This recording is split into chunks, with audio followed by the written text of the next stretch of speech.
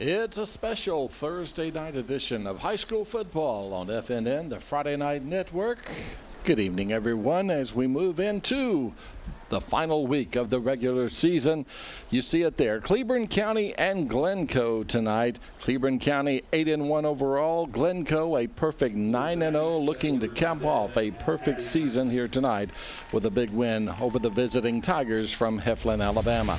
Good evening once again, everyone. I'm Jeff Ellison alongside Ty Parnell, Sarah Hampton down on the field, and we are coming to you from Wilson Darnell Field here in downtown Glencoe, Alabama, on the campus of Glencoe High School. And Ty, we've got ourselves a big one here tonight. This is our location you see right there here in Etowah County at Wilson Darnell Field, just off Lonesome Bend Road. Our location here this evening, Ty, for what will be a big ball game for both clubs. Yeah, you're exactly right, Jeff. It's going to be a huge game. Anytime you get two teams in week 10 of, was it week 12 now that we have the bye week? A lot of weeks, yeah. Anytime you get to this point in the season, there's only one loss between two teams. You know it's going to be a great matchup, and that's what we have here tonight. Cleburne County's only loss came in week 1 against Munford. Since then, they've straightened things out, haven't lost since. Okay, about a minute into our broadcast tonight, and Ty did bring up the fact that Munford did defeat Cleburne County. I kind of expected that, but that's okay. I understand. But, you know, speaking of that, that was in week 1, and boy, has Cleburne County been on a roll since then. Yeah, you know, we were talking, I believe it was about week 4 was the first time one of us brought it up. You want to play Cleburne County early in the year.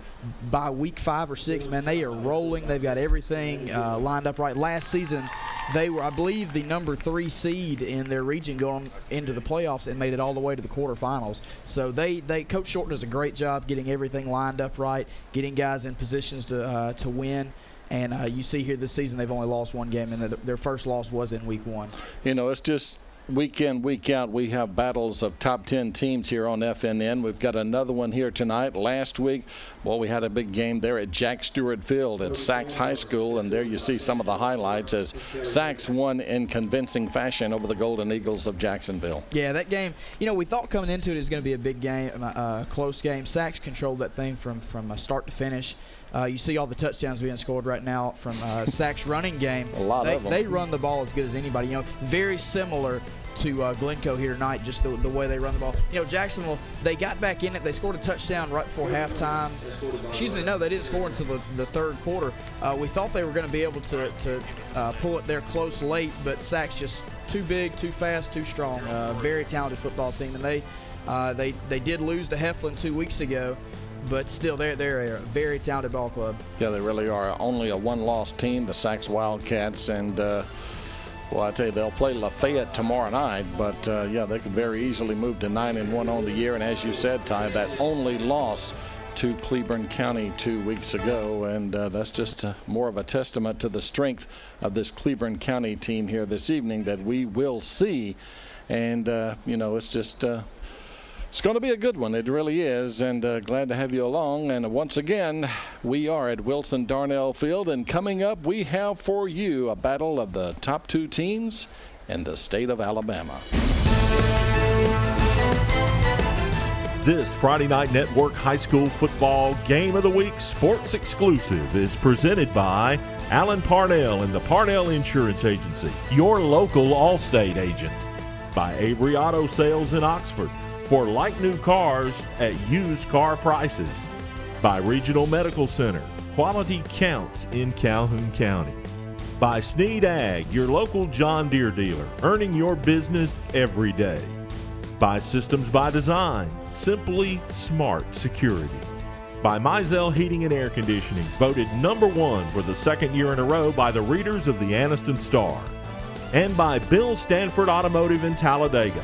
Stop in today for the Full Out Blitz event. Tonight's game is brought to you by J. Britt Middlebrook CPA, Wesley's Paint and Body, On-Site Solutions, Forsyth Building Company, Ted's Plumbing, Cheehaw Brewing Company, Cable One, and Skinner Body Shop. We'll have more of tonight's pregame activities next on FNN, the Friday Night Network. When you go online, you need speed, and you won't get it from AT&T U-verse. Think fast. Think Cable One high-speed internet. Just $35 a month for 50 megs of blazing speed. It's the speed you need for the best streaming. So call 855-CABLE-1 now. Think value. Think super speed, reliability, and low price. This internet offer includes a 30-day money-back guarantee, no contract, and no bundling. So call 855-CABLE-1 now. Have you got the new car itch but don't want to take the plunge with a brand new car? How about getting the most car for the money at Avery Auto Sales? They have a large selection of cars with even some 2014s in the mix. And if you're worried about your credit, don't. They can help get you back on your credit feet with guaranteed approval. Check them out online at AveryAutoSales.net. Then when you see something you like, call them at 256-835-8897 for a test drive. Or just go by. Avery Auto Sales is located on Highway 78 East between Highway 78 and Snow Street in Oxford. That's Avery Auto Sales. No tricks, just some sweet treats going on in October at Buster Mall Chevrolet in Heflin. And right now, get a free GM installed bed liner with the purchase of a new Chevy Silverado. And we're making room for the 2015s. So all 2014s will be sold at supplier pricing, plus you keep the rebate. And Buster Mall Chevrolet is donating $50 to the American Cancer Society Strides Against Breast Cancer for every new vehicle purchased. Come see us at Buster Mall Chevrolet in Heflin, and let's make a difference together on our fight against cancer. Mizell Heating and Air Conditioning has been serving the areas of Calhoun, Talladega, Cleburne, and Etowah County for over 14 years. Commercial, residential, central heat and air, ductwork, indoor air quality, we do it all. Voted Anniston Star's Reader's Choice in 2013. Be sure to ask about available rebates and tax credits. Mizell Heating and Air Conditioning, the name to know for your heating and air conditioning needs.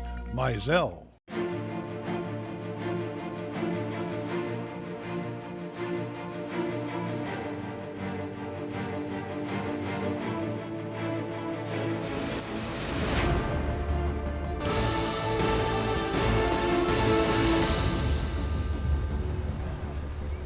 And welcome back to Glencoe. It's the Yellow Jackets hosting Cleburne County here this evening in the 10th and final game of the 2014 season for both clubs. This is indeed a Thursday night. We've got doubleheader action this week. Tomorrow night we'll be at White Plains for the Wildcats taking on the Weaver Bearcats. But first things first, and that's Cleburne County and Glencoe here this evening. Of course, a lot of teams are playing tonight. We've got a lot of big games to look at, not only for tonight and tomorrow night, and we'll start it off with that one right there. That's Lincoln at Childersburg, and Ty, that's two teams there that are headed to postseason play. Yeah, Jeff, both teams will be playing in the playoffs next week. Lincoln won their region. Childersburg, correct me if I'm wrong, is a number 3 seed going into the, I see on the screen, they finished second. So, and it's a big county rivalry. They play each other in every single sport. I expect tonight to be a great game between these two. And Jim Jacobs joins us from down in the truck, and a surprising loss last week to a lot of folks when Moody came from behind in the second half, Jim, to take down the Golden Bears. You know, I haven't had a chance, Jeff, to talk with Coach Wallace last week, but I was surprised by that as well. Not sure if Lincoln's just not looking ahead to the playoffs, and, you know, we've talked about this so many times. You can just kind of get caught looking ahead or looking past somebody. And, you know, when that happens, these kind of things happen. And that's exactly what happened to the Golden Bears last week. Ty, it's a good thing it didn't cost them. You know, it didn't cost them. They had already wrapped up the region. Rarely do you see a team wrap up the region 3 weeks before the playoffs start, but that's exactly what Lincoln did. And that loss to Moody, I believe, you know, I didn't get to listen to the whole game, but the second half, Moody was down I believe about 21 points at halftime and came back and won by 3 or 4. So it was a great game, great comeback. Lincoln just let it slip away. Boy, this is a good one here, guys. I mean, it's really not in our area, but when you have two #1 teams in class play one another in the state, how can it not be a big one? Of course it is, and especially when you've got UMS Wright. You know, when I think of UMS Wright, I think of 2001 Cleburne County. This team we will see here tonight lost to UMS Wright 13 years ago in the state championship game over in Birmingham. But, yeah, that was then, and, you know, here we are over a dozen years later, and UMS Wright still one of the top programs in the state of Alabama, and the same can be said for St. Paul's. Yeah, one thing that's interesting about this game is St. Paul's and UMS Wright, I believe I'm almost certain I'm correct, they're on the same street there in Mobile. The schools are separated by about 2 miles, not far apart, so it really doesn't matter. It's going to be a home game for either team as far as travel goes. Yeah, a lot of people are pointing ahead, guys, to a potential meeting between UMS Wright and Leeds in the semifinals to determine who goes from the South. Of course, a lot of football still to be played before we can pencil that in, but a lot of folks around the state are talking about an epic game there if those two get together. And it would be. It certainly would. And just looking at, great programs throughout the state of Alabama. Now, there you have a Munford and Talladega game that's being played tonight. That's also a Thursday game at Mary Dumas Stadium. Munford looking, I hate to say they're looking ahead, Ty, but they're playing a Talladega team that they've somewhat had control over the last few years. In the history of Munford's football program, they didn't beat Talladega until 2 years ago, and Talladega was used Munford as a warm-up game throughout the 50s and 60s and even into the 70s. So Munford has always struggled against Talladega, and you can't say that Munford is looking ahead to this one, because if they do, Talladega will beat them. Talladega has had their number for the last, ever since they've been playing football. I don't know why it is, but for some reason Talladega just gets crazy good the weekend they play Munford, Ty. Well, it must be that the big man syndrome they have. They think, this is Munford. We ought to be able to handle these guys. We beat them in almost every other sport. They used to. Now it's just basketball. But Talladega, no doubt they're going to be gunning for Munford tonight. Piedmont at Aniana, and boy, that's again, seems like we're talking about a lot of playoff teams playing in the final week of the regular season, Jim. But boy, that may go down as a classic right there between the Bulldogs and the Redskins. This game early in the season, guys, was penciled in as our game to be at tomorrow night, but because of just having Piedmont on so much this year, when we got a chance to pick up the Leeds game, we kind of scratched this one in favor of doing a couple of other things. But I hope we didn't make a mistake, because I think this one's got the potential to be a really, really good football game. Ty, you saw Aniana last year, at Munford there in the semis, and they are just a really, really, really strong team that they do what they want to do, but Piedmont brings in all that speed. I mean, it's a clash of two styles. Right, they are very similar, though. Piedmont has speed, but they're also very sound across the board. Aniana is just the epitome of being a sound football team. They're not going to make any mistakes. They're going to hope that somebody else slips up and they can make a mistake. Ohatchee at Raglan. Raglan, a one-loss team. Ohatchee, tonight will be their final football game. They'll roll out the basketballs, but still traveling over to Joan Ford Stadium tonight. And this is two teams, Jim, that as far as they're close to each other in proximity. Raglan has had a really good team this year, a really good season. Let's go to the field right now for the national anthem.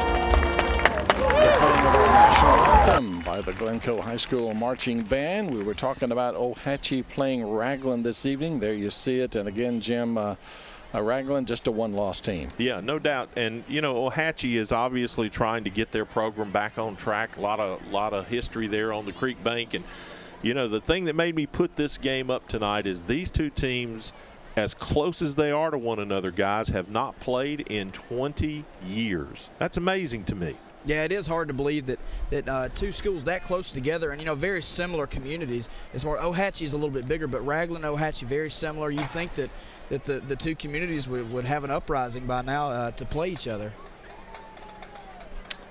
So again, that's the Indians and the Purple Devils, and now we come to tonight's game. Yep, there it is. What we're here for. Yeah, what we are here for, and what a whole lot of folks are here for. As Glencoe, it would be the first time in 35 years they would be undefeated in the regular season if they can pull this one off tonight. But again, Ty, both teams ranked in the Alabama Sports Writers Association top 10. Yeah, both teams, and they've earned that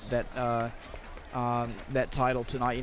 Heflin, we talked about it in the very opening about their strong running game, about their strong defense. Glencoe has a great running game, so it's strength on strength tonight. And anytime you get that, just like Auburn and Alabama last year in that classic game, it's always great when a team has their strength going against somebody else's strength.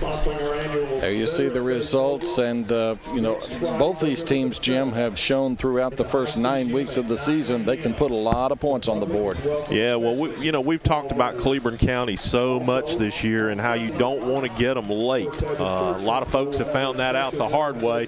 Montford caught them early, and if not for that, we could be talking about two undefeated teams here tonight. Yeah, we sure could. And you look at the scores right here.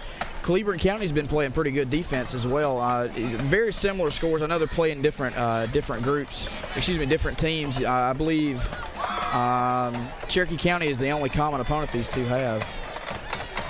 I think the biggest thing about Cleburne County is I don't think anybody thought they would take care of Sachs. And everybody you talk to who was at that football game will tell you very quickly it was no fluke. It wasn't luck, Jeff. They lined up and they knocked the Wildcats off the ball to win that ball game and were pretty much in control from the coin toss. Well, we saw Sachs last week, and that's an offense that they've been putting a lot of points on the board, and for Cleburne County to hold them to just 20, that speaks volumes for the defense we're about to see here tonight for the Tigers. That is a good football team. Sachs is one of the best teams that we've seen. Yeah, Glencoe tonight, we talked about how good their running game is, but I don't know if they're going to be able to run it like they have most of the rest of the season. They're not going to be able to do that tonight. They're going to have to throw the football to come out on top. And, when we were here for the Piedmont game, I don't know if we saw them throw 5 passes in that game, so it may be uncharted waters for them. Well, Jim, thanks for joining us, and we hope we've got a classic headed our way. Yep, we're ready for it down here in the truck, guys. Let's get to the coaches. Cleburne County Tigers under head coach Michael Short, now in his 17th year at Heflin. This afternoon in our Coach's Corner segment, FNN Sarah Hampton talking with Coach Short.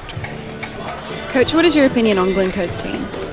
Well, they have a great football team. They do a good job. Their coaches do a great job. The program's been here for a long time. It's not like they're just winning this one-year wonders. They've been winning for a long time. So we have a lot of respect for their program. But we also know that tonight's ball game means nothing as far as both of us going to the playoffs. At the end of the night, we're either going to be 8-2 or we're going to be 9-1. But by tomorrow at 6 o'clock in the morning, we're going to be 0-0 and in the playoffs. Since you graduated from Heflin, how does that affect your coaching of this team? Well, I graduated quite a few years ago. I graduated in 1979, but it's fun at times, but it's difficult at times. A lot of times you're coaching a lot of the kids that you played with their fathers, and that makes it difficult at times. But all in all, it's a great community to coach football in because they closed the town down. It's a lot like Glencoe. Football is very important to our people, so I'm very fortunate to be there because it's been good to me. A lot of teams around the state are playing lesser teams tonight, but you guys have a really big game scheduled. What are your expectations? Well, we're coming into the game to win, but I also know at the same time that the big picture is next week. So we're going to do a lot of things tonight that we may not normally do on a Friday night. But we're going to do a lot of stuff to show playoff teams that we might do and might not do. But, yeah, we want to go out and win, but at the same time, you got to make sure you're healthy in next week's game. Thanks so much, Coach. Thank you. We're ready for a great game, Jeff. Yes, we are, Sarah, indeed. Ready for a great game. Again, that's Coach Michael Short of the Cleburne County Tigers. Also this afternoon, Lee Osmond, now in his 9th year as head coach of the Glencoe Yellow Jackets, joined Sarah, and they talked football. Coach, talk about this week of preparation for you guys. Well, it's been a short week. We we played last Friday, and this is a Thursday night game, so that gives you a little bit of a challenge. And then, playing the caliber team that we're playing, Cleburne County, is a little bit, adds a little bit of toughness to the challenge also. They're number 5, I think, in 4A, and they are one heck of a football team. Talk about the importance of winning tonight after your whole undefeated season. Well, it's one game. You can't replay the games that you've already played, and you can't play the games that are yet to come. You got to play this one, and you got to get everything else out of your head. And that, for a 16, 17, 18-year-old kid, sometimes that's pretty tough. But this bunch has been really good about focusing on this game and not worrying about what it means, but just focusing on what it's going to take to win the game. And I've been proud of how they've played all year. And I expect them to be focused tonight on their responsibility, on what they're going to do to win this football game, and not think about whether they're undefeated or not undefeated or whatever. And as far as what the game means, it's important to us because it's the next one. That sounds like coach speak, but really when you're in this position, that's the only way you can approach it. And it's a big one because it's the next one. Coach, I know you may be reluctant to brag on your son, but he's had such a great season. Talk about his contribution to the team. He has had a great season. Dylan Stone, our quarterback's had a great season. Our offensive line has had a great season, by opening up those holes. It's been a team effort from the beginning. And one of the things that I love about this football team, and I think you'll see it tonight, is, they're not motivated by fear. They're not even motivated by winning. What they're motivated by is each other. And they play so well together. They've played together for so many years. And that, to me, you can be motivated by fear. You can be motivated by money. You can be motivated by a bunch of different things. And that motivation is going to be real short-lived. But these guys are motivated by playing for each other. And that shows. And, Thomas would, he's had a great year, but he knows, and he'll be the first to tell you, he's only had a great year because, Ty Minshew's been opening up holes for him, and Dylan's carrying out fakes, and Dylan's a threat, and it's been a total team effort from the beginning, and our kids understand that. Okay, thank you, Coach. Thank you. Thanks, Sarah, and I don't care what he says. That's a proud papa right there, Ty. Yeah, he is. You can tell he's really proud of his son, and for good reason. His son's had a great year. The captains are making their way to midfield for the coin toss. The man in the white hat tonight, the referee, is Joey Milliken. Again, it's Cleburne County and Glencoe, and let's go to the field now for the coin toss. Okay, guys, good luck tonight, okay? All right, Alabama High School Athletic Association expects good sportsmanship. That's what we expect tonight, okay? Y'all are the captains for that reason. So I will come to you if we have anything, okay? All right, Cleburne County, you are the visiting team. You will get to call the toss. I have heads and I have tails. You call it. If I drop it, we'll do it again, okay? All right, what do you got? He said tails, bull. Okay. Heads it is. Heads it is. You won the toss. What do you want? Defer. You want to defer? Glencoe wins and defers. You want the ball, okay. How do you want to defend? We want to defend the football. Okay, you're going to defend the scoreboard, yes, okay? Sir. Okay, y'all going to defend the scoreboard, so y'all come right here.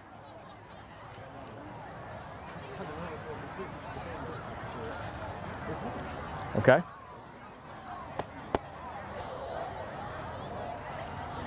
All right, there you have the coin toss, and again, it will be Cleburne County receiving. Ty and I were looking at each other, but I think it's the first time all year in all the games we've called that the coin toss turned out to be a heads. It's always been tails. Yeah, they always pick tails. Every team that picked tails, I guess it was just luck of the draw, but they won every single time except this one. So I don't know what that says about tonight, but looking forward to it either way. We are about ready to play football. One break, and we'll be back with the opening kickoff of Cleburne County and Glencoe on the Friday Night Network.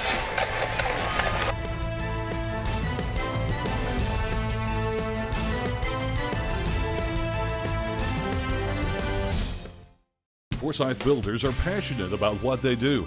A full-service contracting firm, Forsyth handles a variety of jobs, including industrial, commercial, renovations, and new construction. Forsyth has become a leader in construction management and has constructed or made additions on a number of area businesses like Noble Bank and ABS Business Systems, additions to Anniston's Country Club and FNN Bank.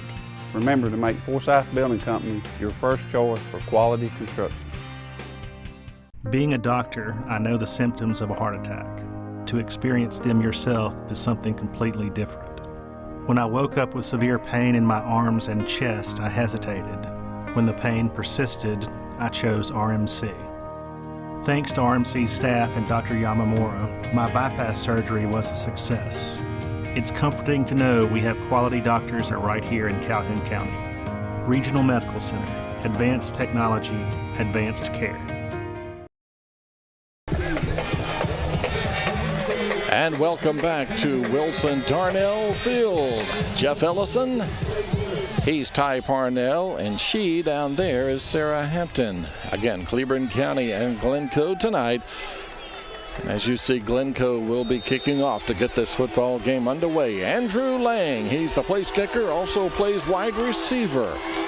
For Coach Osment's Yellow Jackets, the kick is in the air and we're playing football. It's a short kick that is picked up at the 22-yard line across 25. A short return, however.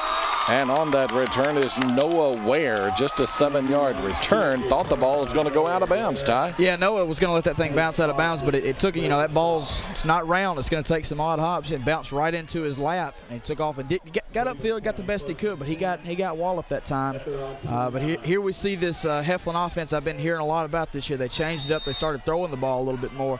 I got a feeling we're going to see some runs tonight. Number 2, you see him there. Brady Paget is the quarterback, and Ty just talked about it. He can throw lasers, and we're expecting him to fill the air with footballs here this evening with his throwing ability. And as I say that, they run it on first down, and they got a big hole, and all the way down to the 42-yard line. That's Brandon Horn. He's the leading rusher for the Tigers, and he takes it from the 29 all the way down to the 41-yard line of Glencoe. Yeah, you'll see right here, Horn got the handoff. They pulled the backside guard, and he had a good kick-out block. Horn did the rest himself, did a great job of getting upfield. He can read his blockers very well, so that's a good run. Way to start this game right now for Cleburne County. They put it at the 40-yard line. That is a 31-yard run by Horn, and already Cleburne County operating on Glencoe's side of the 50 with a 1st and 10.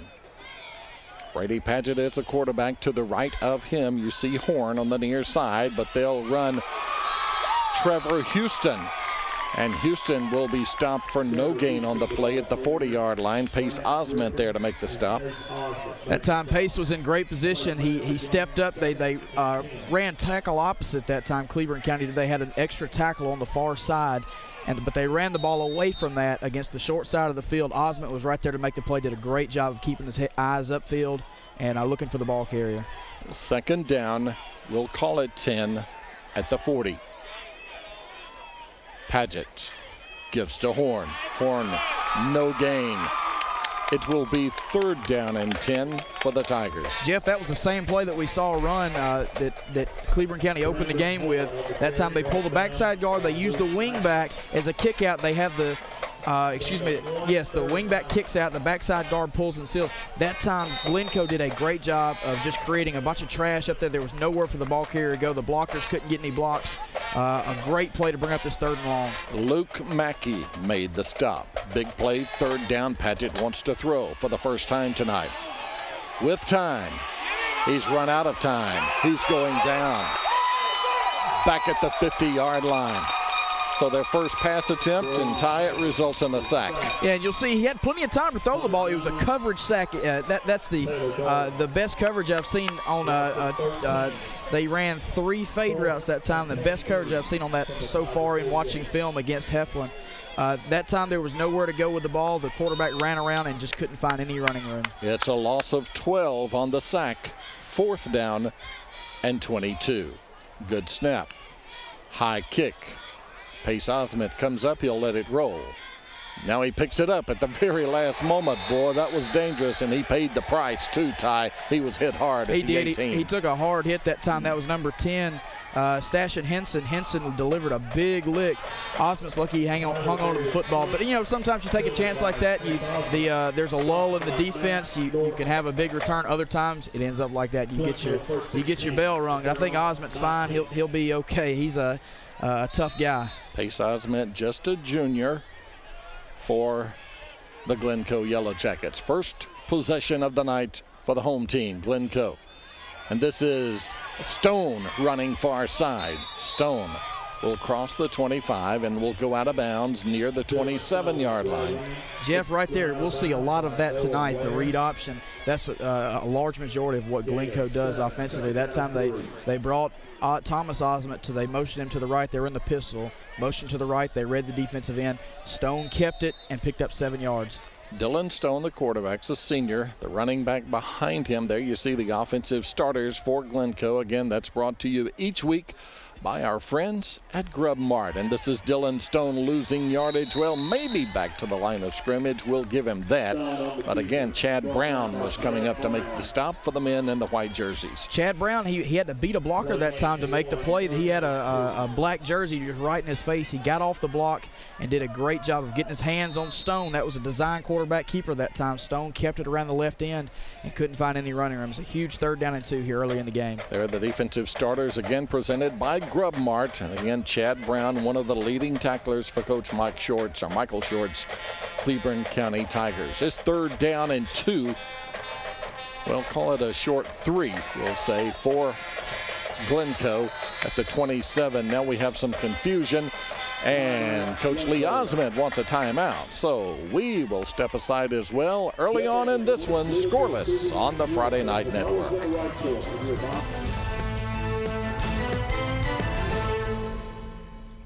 Whenever some little bug found its way into Miss Crenshaw's home, well, everyone with an earshot knew it.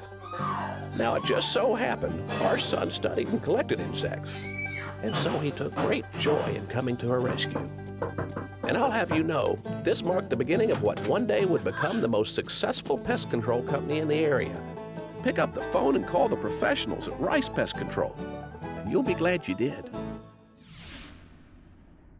And welcome back to Glencoe. When play resumes, 3rd down, we'll call it 3 for Glencoe from the 27-yard line, their own 27. This their opening possession, or first possession of the football game. Glencoe 9-0 on the year. Cleburne County 8-1. Their only loss to Coach Will Wagnon's Munford Lions. Here we go. 3rd down call. Stone wants to throw, sets and fires, pass caught. 40-yard line, and Glencoe converts on the 3rd and 3 call as they pick up 13. That time, the first 2 plays of this game, all we've seen is read option. That time, Stone fakes the option. He finds his tight end, dragging across the middle of the field. Great job of being patient. We thought he was going to check it down to his another tight end out of the backfield that time, but he threw it across the field, did a great job of being patient and scanning the field. Taylor Daughtery on the receiving end of that one, and this is Thomas Osmond's first carry of the football game. And Thomas, the leading rusher for the Yellow Jackets, over 1,700 yards on the year on the ground. That time he picks up 3.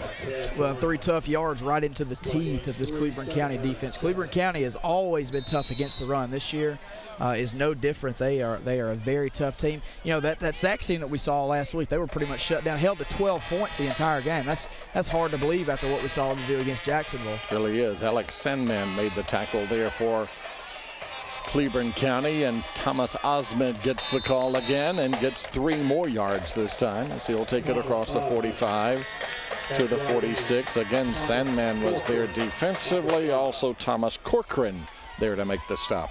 Well, Osmond that time, it was a speed sweep. Excuse me, not a speed sweep. It was just a regular sweep to the far right side. You get to the numbers and turn it up. That time Osmond did that. Didn't look like there was a whole lot of running room at all. Heflin appeared to do a good job of stringing it out, but Osmond found him a little crease and picked up 3 yards and made this a much more manageable 3rd down. 3rd down, we'll call it 4 at the 46. They need the 50-yard line to move the chains.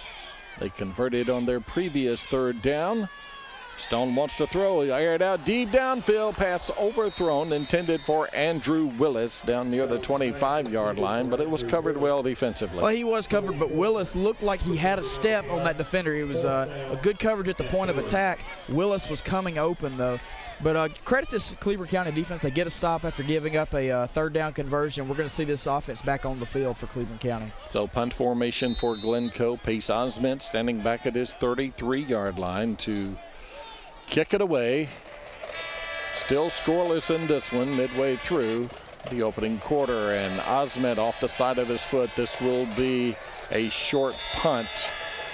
I hate to say shank, but that's what it looked like from here. And they will, once the official walks up the far sideline, they'll put it down at the 45-yard line. So that will be only an 8-yard punt. Yeah, that one almost didn't pick up a first down. As soon as the ball went out of bounds, I saw Coach Short run to the spot where he thought the ball was out, and the official got almost to that same spot. So great job over there by Coach Short of getting the official to line up where he wanted the ball. Yeah, he likes to do a little officiating during the game, right? Well, so that's from what I've heard. So first down, Cleburne County at their own 45, and there's Horn. Horn has 3 to the 48. From there, it will be second down and 7. Daughtery made the tackle for Glencoe. That looked more like a rugby scrum than a football play, but Heflin did a good job of pushing the line that time and picking up 3 yards. Didn't look like anything was going on inside, but anytime you can get a yard or two, that's better than coming up with nothing. So second down and 7 yards to go. At the bottom of your screen, split wide, is Henson. From the 48, Cleburne County facing second down and 7. Paget with time. Pass caught. First down, Cleburne County at the 44-yard line. Right there, he finds his tight end, Tyler Berry, on the receiving end. You'll see on the replay here, rolling out, Berry was covered extremely well. He just got his hands on that ball. The defender was right behind him, so he did a good job of positioning his body around to put himself between the defender and the football, coming up with a catch and picking up a first down here for Cleburne County. Their second first down of the game. Other than that big play, that's the best play we've seen tonight for Cleburne County. First and 10 for Cleburne County at the 44 of the Yellow Jackets. Now look at this formation right here. You see tackle over here to the right side with the wing T. And they'll run the football inside. Short gain, a couple of yards on the play. That's Cole Corcoran, the big fullback. Takes it down to the 42. It will be second down and 8 yards to go. Therefore, the takedown for Glencoe was Mason Brown. Jeff, that formation, we almost can't call it the wing T. The wing back is in there as an H-back. He's in there almost in the gap between the guard and tackle. The guard and the first tackle. There's 2 tackles in this tackle over. They're doing it again. There's 2 tackles down here. You see the tight end at the very bottom of the screen. Second down and 8, midway through the opening quarter. We are scoreless. Paget, they'll run the football, bouncing off one tackler, but not the second one. The ball carrier on the second down call again was Trevor Houston. Houston takes it to the 40. It's a pickup of 2, maybe 3 more on the play. It's third down and a long, well, we'll call it 3rd and 6. When Houston first got his hands on that ball, and I saw the guard and tackles, I had a good angle up here. The guard and tackle pulling down the line of scrimmage. It looked like he had a lot of running room. He ran into the outside linebacker that time. Got off that tackle. He picked up a few yards, but from our angle up here, it looked like he had a touchdown all the way. The bottom of your screen, the wideout is Jeremiah Blake, leading receiver for Cleburne County here in this 2014 season. They've yet to even throw to him thus far. Third down, they'll run the football. That's Horn being taken down by Daughtery at the 37-yard line, rather, and that was a good open field tackle there to bring up 4th down. Was it ever, Jeff? Great open field tackle that time by Daughtery. Daughtery came out of his linebacker position, came flying across the field.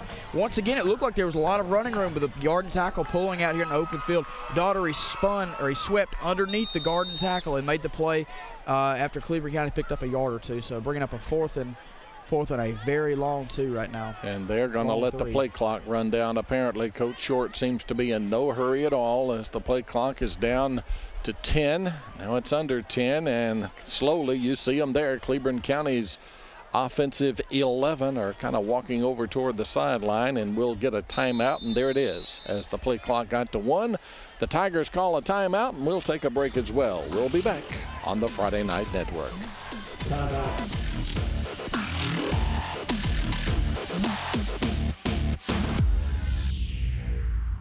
The Blitz is on. Save thousands during the Bill Stanford Automotive Full Out Blitz in Talladega. We're smashing all sales records, and you save like never before on every Cadillac, GMC, Chrysler, Dodge, Jeep, or Ram on our lot. Score big as we close out all remaining 2014 inventory to make room for the 2015 models. All prices have been smashed. Hurry for best selection. It's the Full Out Blitz at Bill Stanford Automotive, East Alabama's automotive superstore. On the web at billstanford.com. No score in the football game.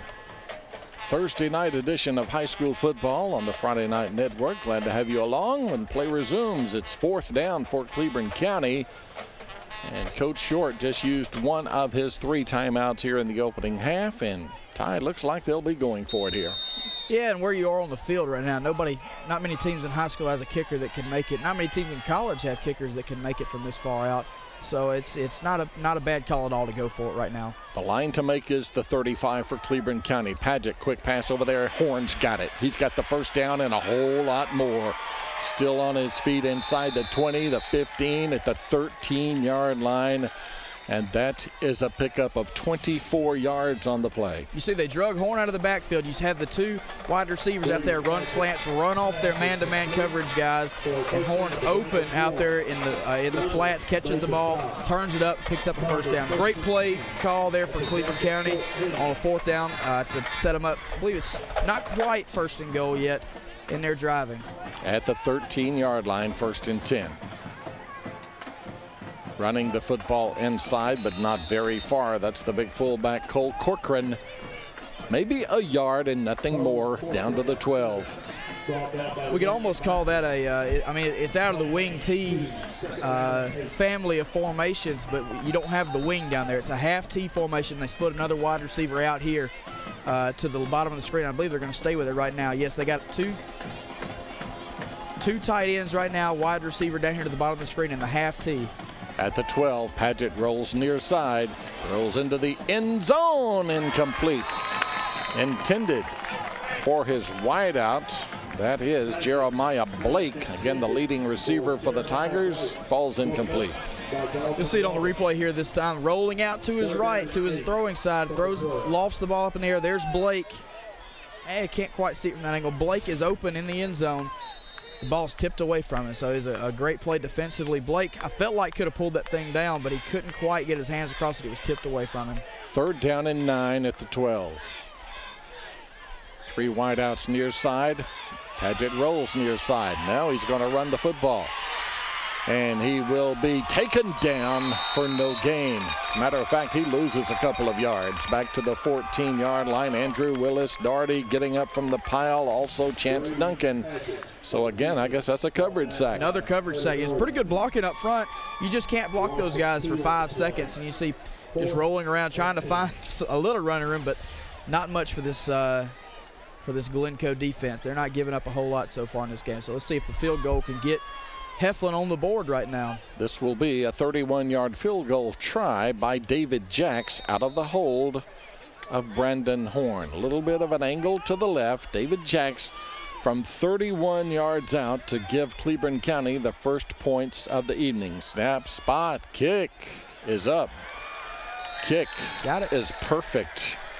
Timeout on the field. Cleburne County with an early 3-0 lead on the Friday Night Network.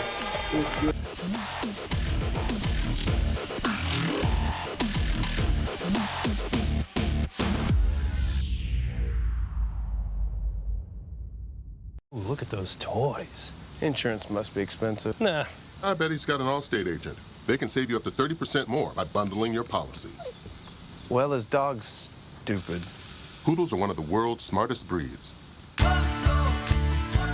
Bundle and save with an Allstate agent. Are you in good hands? Call Alan Parnell at 256-831-8887 at the Parnell Insurance Agency on Snow Street in Oxford and in Tallapoosa, Georgia. Cleburne County driving from their own 45-yard line down to the 14 of Glencoe, and from there they had to settle on 4th down for a 31-yard field goal by David Jacks. And the visitors from Heflin, Alabama, now leading Glencoe by a field goal. Here's the kick to Glencoe. Fielded by Nunley at the 11. Nunley is running the wrong way, and he is going down at the 13-yard line. That is just a 2-yard return, and Glencoe will start deep in their own territory. And Nunley wasn't getting away from those guys that time. He looked like he saw a little running room over here to the near sideline. Couldn't find it. He couldn't get there. He was run down from behind that time. So it's tough starting field positions right now for Glencoe, but offensively they can score from anywhere at any time. So we'll see how it stacks up here. They put it down at the 14. First down, Glencoe. Dylan Stone keeps it himself. Got running room. Got a first down all the way out to the 27-yard line. He was tripped up there defensively by Wade Dassinger, but still 13 yards on the play. Yeah, you'll see Stone kept it. Stone's had 2 good runs tonight when he keeps it off that right side. Dassinger was lucky to get his hands on him. If Dassinger doesn't pull him down, Stone may still be running. He was about to pull away from some of those Cleburne County defensive backs. You see trips to the near side.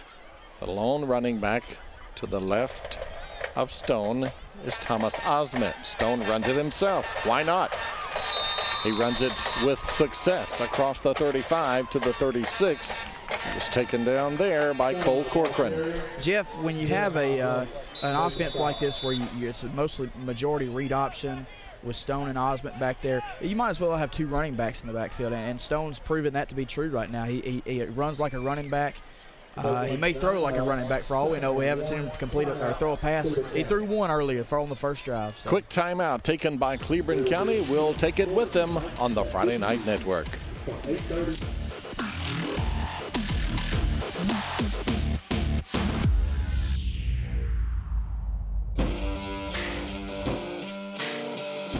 We build things that work the way you wish they would. Like a front-end loader you can detach from your seat. Or a mower deck you just drive over and cut through knee-deep grass no problem. Yep, we thought the same thing you did. That's why we build them this way. That's how we run. Nothing runs like a deer. Following the timeout, Glencoe now 2nd down and 1 from their own 36-yard line. They started this drive at their 14, and in just a couple of plays, Dylan Stone, the quarterback, picked up 22 yards. On the 2nd down call, he will give it this time to Thomas Osment, and nowhere to go as he is hit at the line of scrimmage and taken down by Chris Chappell, the big nose guard for Cleburne County. Chris is a big man. You know, I heard before the game tonight that Cleburne County's got a 300-pound defensive lineman. Well, there he is. He made his presence known that time, hitting Osment in the backfield and bringing up a third and very short. This is 3rd and less than a yard right now for Glencoe. Their power run game, I think they're very comfortable with where they're at right now. You see Chappell right there over the football, number 79. He is a big one, and that is a big play there by Glencoe's offense as the offensive line kind of pushed him around there, allowing Thomas Osment to pick up the first down and pick up 4. You know, we were just bragging on Chappell. I had my eyes on him that time. Chappell took on a double team, and the double team took him back. He wasn't pushed back at all. You know, sometimes a stalemate right there in a short yard situation is a win for the offense. You think Chris has had his share of biscuits and gravy down through the years? Probably, and I bet he enjoyed every one of them. 1st and 10 at the 40 for Glencoe now. Stone gives to Osment. Osment has 4 to the 44. It will be 2nd down and 6. Chad Brown made the tackle. Another read option that time. Osment kept the ball off this near side. He turned upfield off the tackle's rear end that time. Turned upfield and picked up about 4 yards. Anytime you can get 3 or more yards on 1st down, you're doing something right. We've reached the end of the 1st quarter, and after 12 minutes of action, Cleburne County 3, Glencoe nothing. 2nd quarter headed your way on FNN, the Friday Night Network.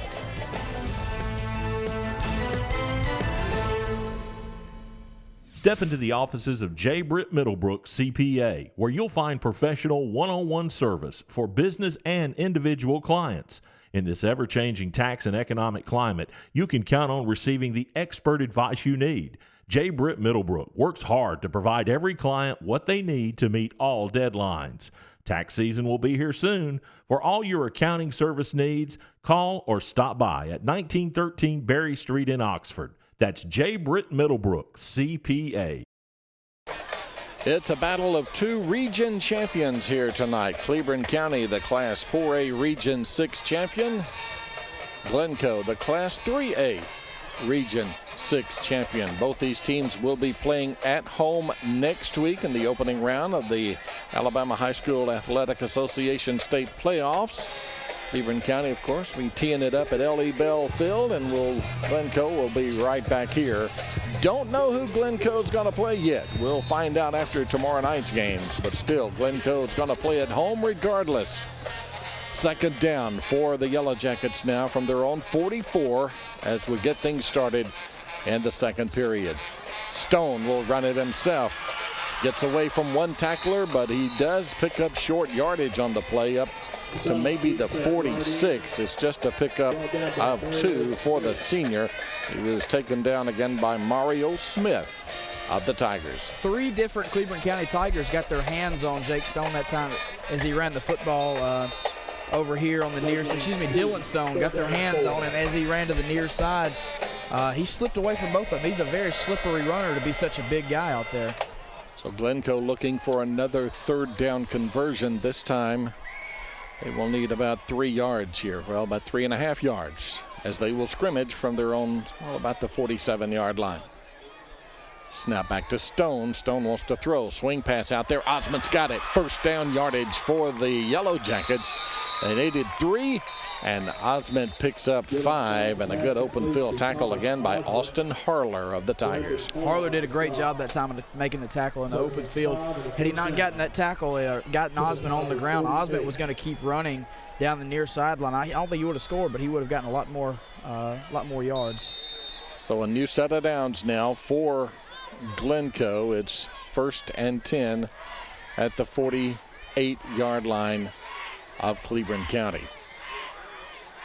Stone, Osmond. It's a gain of 3 to the 45. You know, little 3- and 4-yard pickups don't seem like a whole lot, but hey, they work. Yeah, they were. That's what Auburn made their living off of last year. That's what I feel like, not in many games this season, but Glencoe's very comfortable with 3- and 4-yard runs. A lot of the time, Glencoe this season has turned those 3- and 4-yard runs into 30- and 40-yard runs. So tonight they're having a little bit harder time doing it, but still their offense operates either way. Second down and 7. Well, no 3 yards this time, just a yard. And that is all down to the 44-yard line as Osmond was stopped by Dassinger again. It's 3rd down and 6. Yeah, as soon as Osmond got that ball, he hit the hole. He got hit just as hard that time. Dassinger did a great job of filling his gap. Gap control football is all. Anytime you're on a 3-man front, it's all about controlling those gaps. You're not taking on any men. You're just controlling your gap. And that time, Dassinger filled the hole and hit Osmond in the backfield. 3rd down and 6 at the 44-yard line. Got 2 wideouts to the near side for Glencoe. That is Andrew Willis along with Dalton Roberts. And to the far side split over there is Craig Barkley. Glencoe needs 6 yards. Stone will fire. Pass caught. Inside the 35 down to the 34-yard line. That was a pitch and catch from Stone to Roberts, and another first down for Glencoe. Well, Roberts ran a hitch route right here. You see him. He's turning around right now.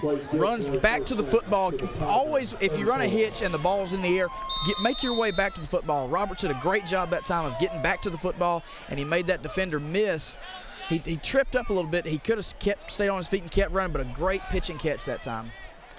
And a new set of downs for Glencoe at the 34. Again, now this drive started at their own 14, looking to drive 86 yards on this possession. There's Thomas Osmond still on his feet. He's taken down at the 30. The ball may have popped loose, but I think Glencoe still got the football. They do. It's a 4-yard pickup by Osment, and again, making the tackle. He's in on a lot of them. That's Cole Corcoran. Yeah, Corcoran delivered a big lick that time after about almost a 5-yard gain. It's a long, we'll call it a long 5.5 to the first down right now, but a great lick that time by Corcoran as Osment broke into the open field. A 31-yard field goal by David Jacks, the only points in this one, as Cleburne County leads by 3. Glencoe looking to answer back, second down, and they'll run the football down to about the 28-yard line. And again, the ball carrier is Taylor Daugherty, and Daugherty has a couple. Osment right now, Thomas Osment is on the bench. They're looking at his ankle right now on the sideline. He's out for a few plays, and in our game when we did Glencoe and Piedmont, Osment and Stone were the 2 bell cows of this offense. So it's it doesn't look like Glencoe is used to running with these backups in the game right now, but we'll see if they change their offense or if they keep doing what they've been doing all season long. Third down and a long 3 for the Yellow Jackets. Stone. Pass downfield. Pace Osment out there, but it's overthrown. It's 4th down for the Yellow Jackets. Yeah, that time Stone had good protection in the backfield. He threw the ball deep to Pace Osment. Osment couldn't quite get to that one. It was overthrown. Some Glencoe patrons were wanting pass interference, but the ball was uncatchable. And now decision time for Coach Lee Osment. Yep. And we had a flag down. We missed that, and I apologize, but we had an illegal formation against Glencoe. And we'll see if Coach Short elects to take that penalty. The flag was thrown on the far side of the field over there where Coach Short is standing. And, well, and now they're going to wave it off. So no penalty. So we'll move on to 4th down. It will be 4th down and a long 3 for Glencoe, and Ty, they're going for it. No hesitation at all from Coach Osment. Yeah, where you are on the field, a very similar spot on the field to where Heflin was earlier. Heflin picked it up. Let's see if Glencoe can do the same. 4th down, a long 3. Stone rolls near side, throws into the end zone. Pass is caught out of bounds. Wow. Oh boy, I hope we can take a look at that one. Almost able to get 1 foot in. You know, in high school, just like college, all you need is 1 foot, not 2. The pass was complete to Andrew Willis, but just did not get the foot in, Ty. Yeah, it was good protection that time. Stone rolled to the near side, and he threw it over the top of the Cleburne County defender. The ball was caught but out of bounds. From my point of view right there, his foot came down right on top of the line. We'll see if we can see it right here. Yes, his foot came down on top of the line. Yeah. Good call by the officials, and they were right on top of it, too. Good crew here tonight calling this game for Cleburne County and Glencoe. Now we got the call from the officials, a dead ball foul here. Morton on the white team. Okay, no step off as far as a penalty of any yardage. It's just a warning this time, sideline warning on Cleburne County. I think the troops on the far side over there were kind of happy with that stop on 4th down. They were over there celebrating. You could see it from over here. They were excited about that big stop in their own territory. So Cleburne County takes over now at their own 28. 1st and 10. Leading by 3. Brady Paget will give to Horn. Horn's at the 30. He's at the 35, at the 40. 45-yard line. It's a pickup of about 17 on the play, and that will move the chains. You see Horn gets the handoff on the sweep that time, makes a man miss in the backfield, turns it upfield, makes another guy miss, and just spinning off defenders right now. A great job. You know who he reminds me of running the football? If you remember the Alexandria game, Alexandria and Lincoln. Alexandria had a running back. Woodruff is his last name, Woodruff. Woodruff was a very shifty running back, similar build. Here's a penalty marker also. Here's the call. During the play, incidental face mask on the defense. That's a 5-yard penalty from the end of the run. Will be 1st down. So 5 yards added to the end of the run will take the football down to the 49 of Glencoe, and from there, Heflin, Cleburne County, will scrimmage with a 1st and 10. You're right, though, Woodruff. He does remind me of Woodruff. Woodruff was a fun running back to cover, and this guy is too right now for Heflin. I remember that night he wasn't fun for Lincoln. He had trouble tackling a young man. First down call. 3 yards and another flag comes in. So a first quarter that was flagless, shall we say, but we can't say that for the second period as another penalty marker comes in. And looks like we may have yet another face mask against Glencoe. We'll let Joey Milliken, the lead official tonight, tell us about it, but already Glencoe's defense is starting to back up, and here's the call. Personal foul. Face mask on the defense. That's 15-yard penalty from the end of the run. Results in a first down. So a 15-yard penalty this time instead of the 5-yard variety. And Cleburne County, they don't need any help, do they, Ty? No, they don't. And the last 2 plays, Glencoe has helped them out with a 5-yard and then a 15-yard face mask. So, tough going for that Glencoe defense, but you got to batten down the hatches now. You're in your own territory right now, trying to keep them out of the end zone. 1st and 10, Cleburne County at the Yellow Jacket 30. They'll run it again, and they've got a hole again. That's about 12 more yards on the play running the football. That was Kate Clark for Cleburne County, and it's inside the red zone again for Coach Michael Short's Tigers. Yep, that time Kate Clark followed his blockers. They pulled a backside guard. The guard kicked out. The H-back pulled around and sealed. Clark had plenty of running room once he broke through to the second level. So a great run to pick up another first down here for Cleburne County. 1st and 10 at the 18-yard line. Glencoe wants and gets a timeout. Midway through the second quarter, the Tigers lead the Yellow Jackets 3-0 on FNN.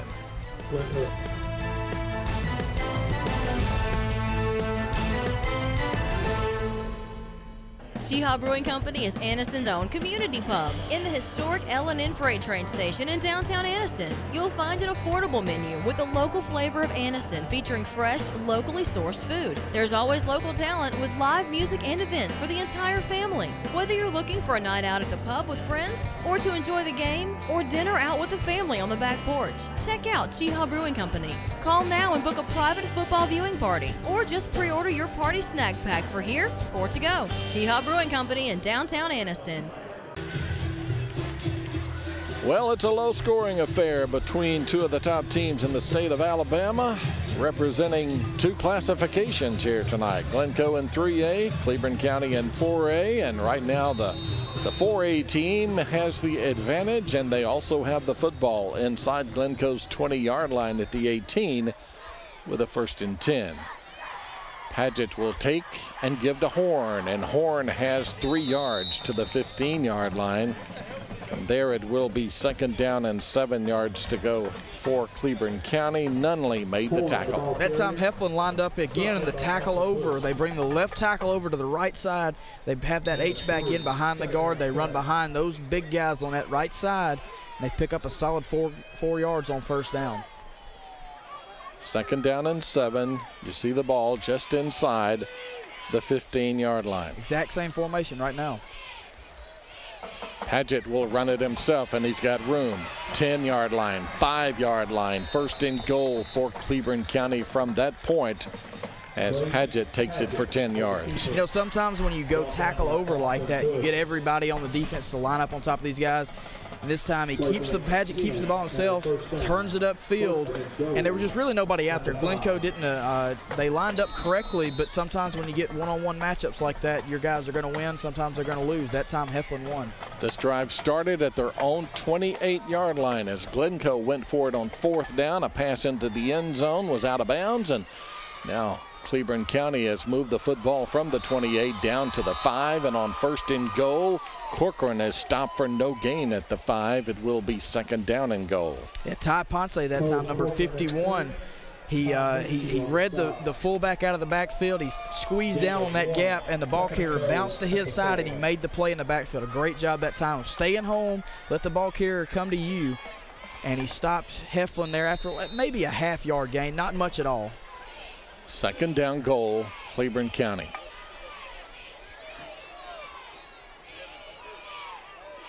Padgett will go down under center. and they'll run the football down near the goal line. He did not get in, however. That's Mario Smith, the ball carrier.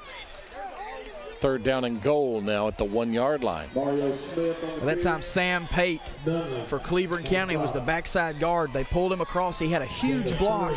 I know Nunley only got about, let's call it 3 or 4 yards that time, but Pate had a huge block that sprung him to get him down there in striking distance here on 3rd down. And I believe Cleburne County may go for it twice down here close like this. Here we go, 3rd down and goal for the Tigers. Padgett takes, gives, did not get there. No gain, 4th down. He may have lost about a half yard. Now a late flag comes in. This is going to be a dead ball foul, and we had some activities there between a couple of young men we didn't need to have. Yeah, not sure who this, we'll find out right now. Not sure who it's going to be on, but I wouldn't be surprised if it would be offensive, unsportsmanlike. On 3rd down, Corcoran was stopped for no gain again. As I said, he may have lost about a half yard, and at the end of the play, we had a member of each team that, they were involved in some activities, and we'll see what the call is. You see him right there, Joey Milliken, our referee here tonight, and let's get the call. Big call here. Dead ball, personal foul on the defense. That's half the distance to the goal. Will be 4th down. So that is not an automatic 1st down. It's a dead ball personal foul. The down will count, and it's 4th down and goal now for Cleburne County just inside the 1-yard line. Well, Cleburne County is definitely going to take that, move them that much closer. It's we call it a game of inches. Well, they're another inch closer to the goal line right now. So here's a huge 4th down play, biggest play of the game so far. They're on their feet. Quarterback sneak. He got in. Touchdown, Cleburne County.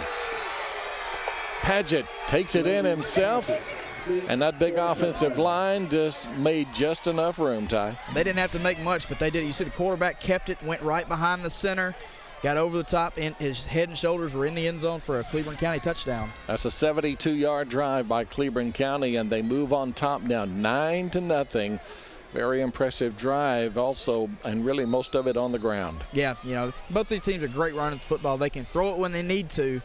But Cleburne County didn't have to throw it at all on that drive. Great job by the offensive line. Jack's in for the extra point. He kicks it through. Cleburne County 10, Glencoe nothing. We'll be back with more on the Friday Night Network. Cleburne County 10, Glencoe 0.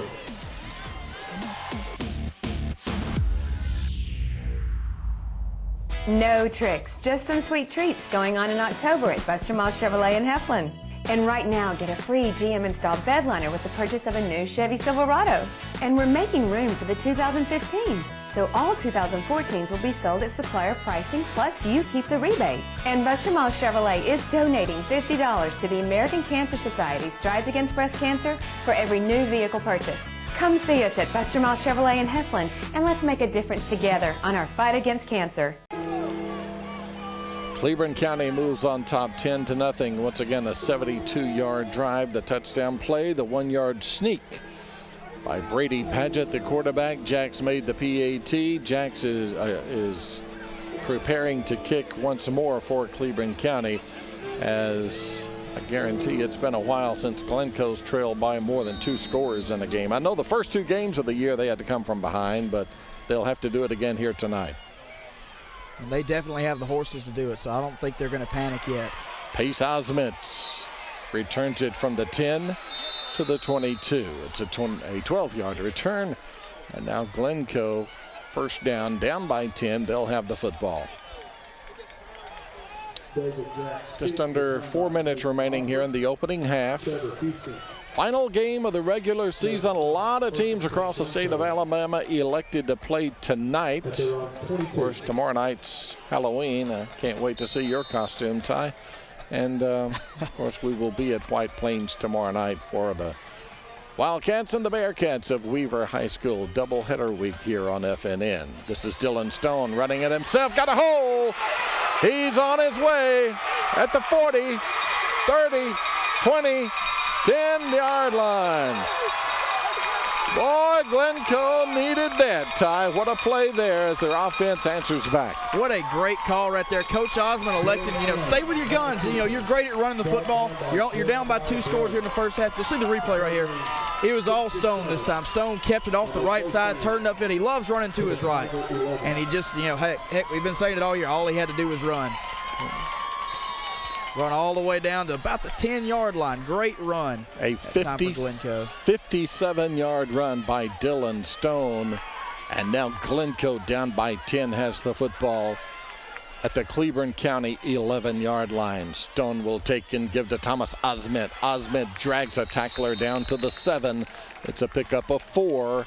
It will be 2nd down and 6. Now they can get a first down at the 1-yard line. So it's 2nd down and 6 at the 7. Well, that's a very important note too. If you don't have to score right now. You would like to, but you can get down there close and get a fresh set of downs. That time there was an odd split. The center and left guard, there was a nice, probably 3-foot separation between the two guys that time, and the left guard pulled around. The defensive end for Cleburne County got in his hip pocket and made the play. 2nd down at the 7. Play clock is near 10 as Stone looks to the sideline to get the call. Snap back. This is Thomas Osment. Osment's in there. Touchdown, Glencoe. Jeff, that was the exact same play they ran before. That time, the backside defensive end for Cleburne County could not get to the ball carrier, could not get to Osment. Osment turned it upfield and got in the end zone for the touchdown. You see right here, the backside defensive end could not get to Osment. See him turn up, great run to get in the end zone. Now it's a 1-score ball game here for Glencoe. Boy, just a 3-play drive there for Glencoe to travel 78 yards. Bad snap. Nunley unable to come up with it, and now this will be an unsuccessful try as Bright was in for the extra point. And again, the holder, that's Hunter Nunley, just unable to catch it, I guess. So yeah, the snap was a little high, but usually, you expect your holder to be an athlete, make that play, but the ball was snapped a little bit too high that time. He couldn't get his hands on it. Did the best he could to roll out and throw it, but not much going on there. Glencoe trails now by only 4 on the Friday Night Network.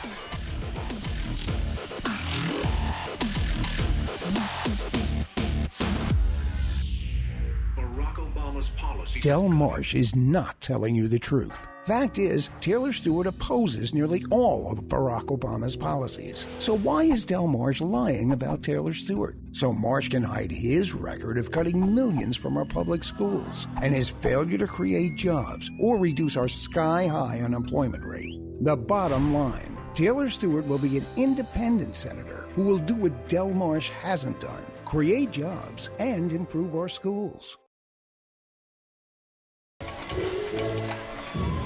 Welcome back to Wilson Darnell Field, campus of Glencoe High School here in Etowah County. Jeff Ellison alongside Ty Parnell will be joining Sarah Hampton in just a moment. The kick by Glencoe, as again the Yellow Jackets scoring their first points of the evening. It's a short kick, fielded at the 19. It's returned over the 25-30 and taken out of bounds at the 32-yard line. That's just a 13-yard return. Cleburne County will have the football. Let's go down to the field and join Sarah. Sarah, you look cold down there. Oh yeah, guys, this is definitely a cold one tonight, but despite the weather, there's so many Glencoe fans here. The stadium is just packed, and they're full of energy, full of spirit, and for a good reason. This has been a really exciting game, guys. Thanks, Sarah, and yes, it has. Just kind of what we expected, a battle of 2 top 10 teams here tonight, and boy, they're going toe-to-toe. Yeah, they are, Jeff. We got a player down the field right now for Heflin. Those wedge busters for Glencoe got down the field and really delivered a big lick that time. I couldn't quite get the number on who's down, but whoever it was took a big lick on that far side. And we'll be back as the medical staff tends to that injury. We'll be back right after this on FNN. Your neighborhood Grub Mart is your one-stop shop for everything you need when you're on the go. Grub Mart features the best prices on Coke and Pepsi products and is home to the 99-cent bag of ice every day. And Grub Mart is your exclusive home for the popcorn bucket.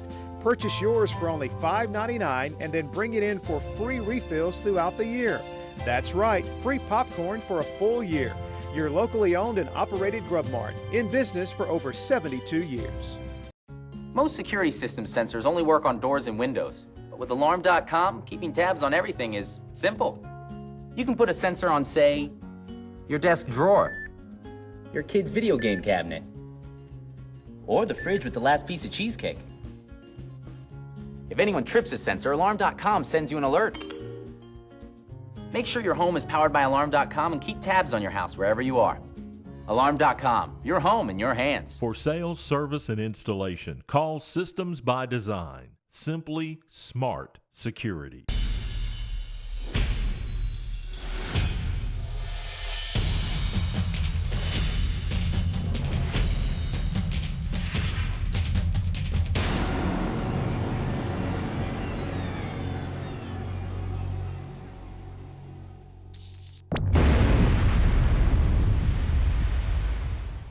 When you go online, you need speed, and you won't get it from AT&T.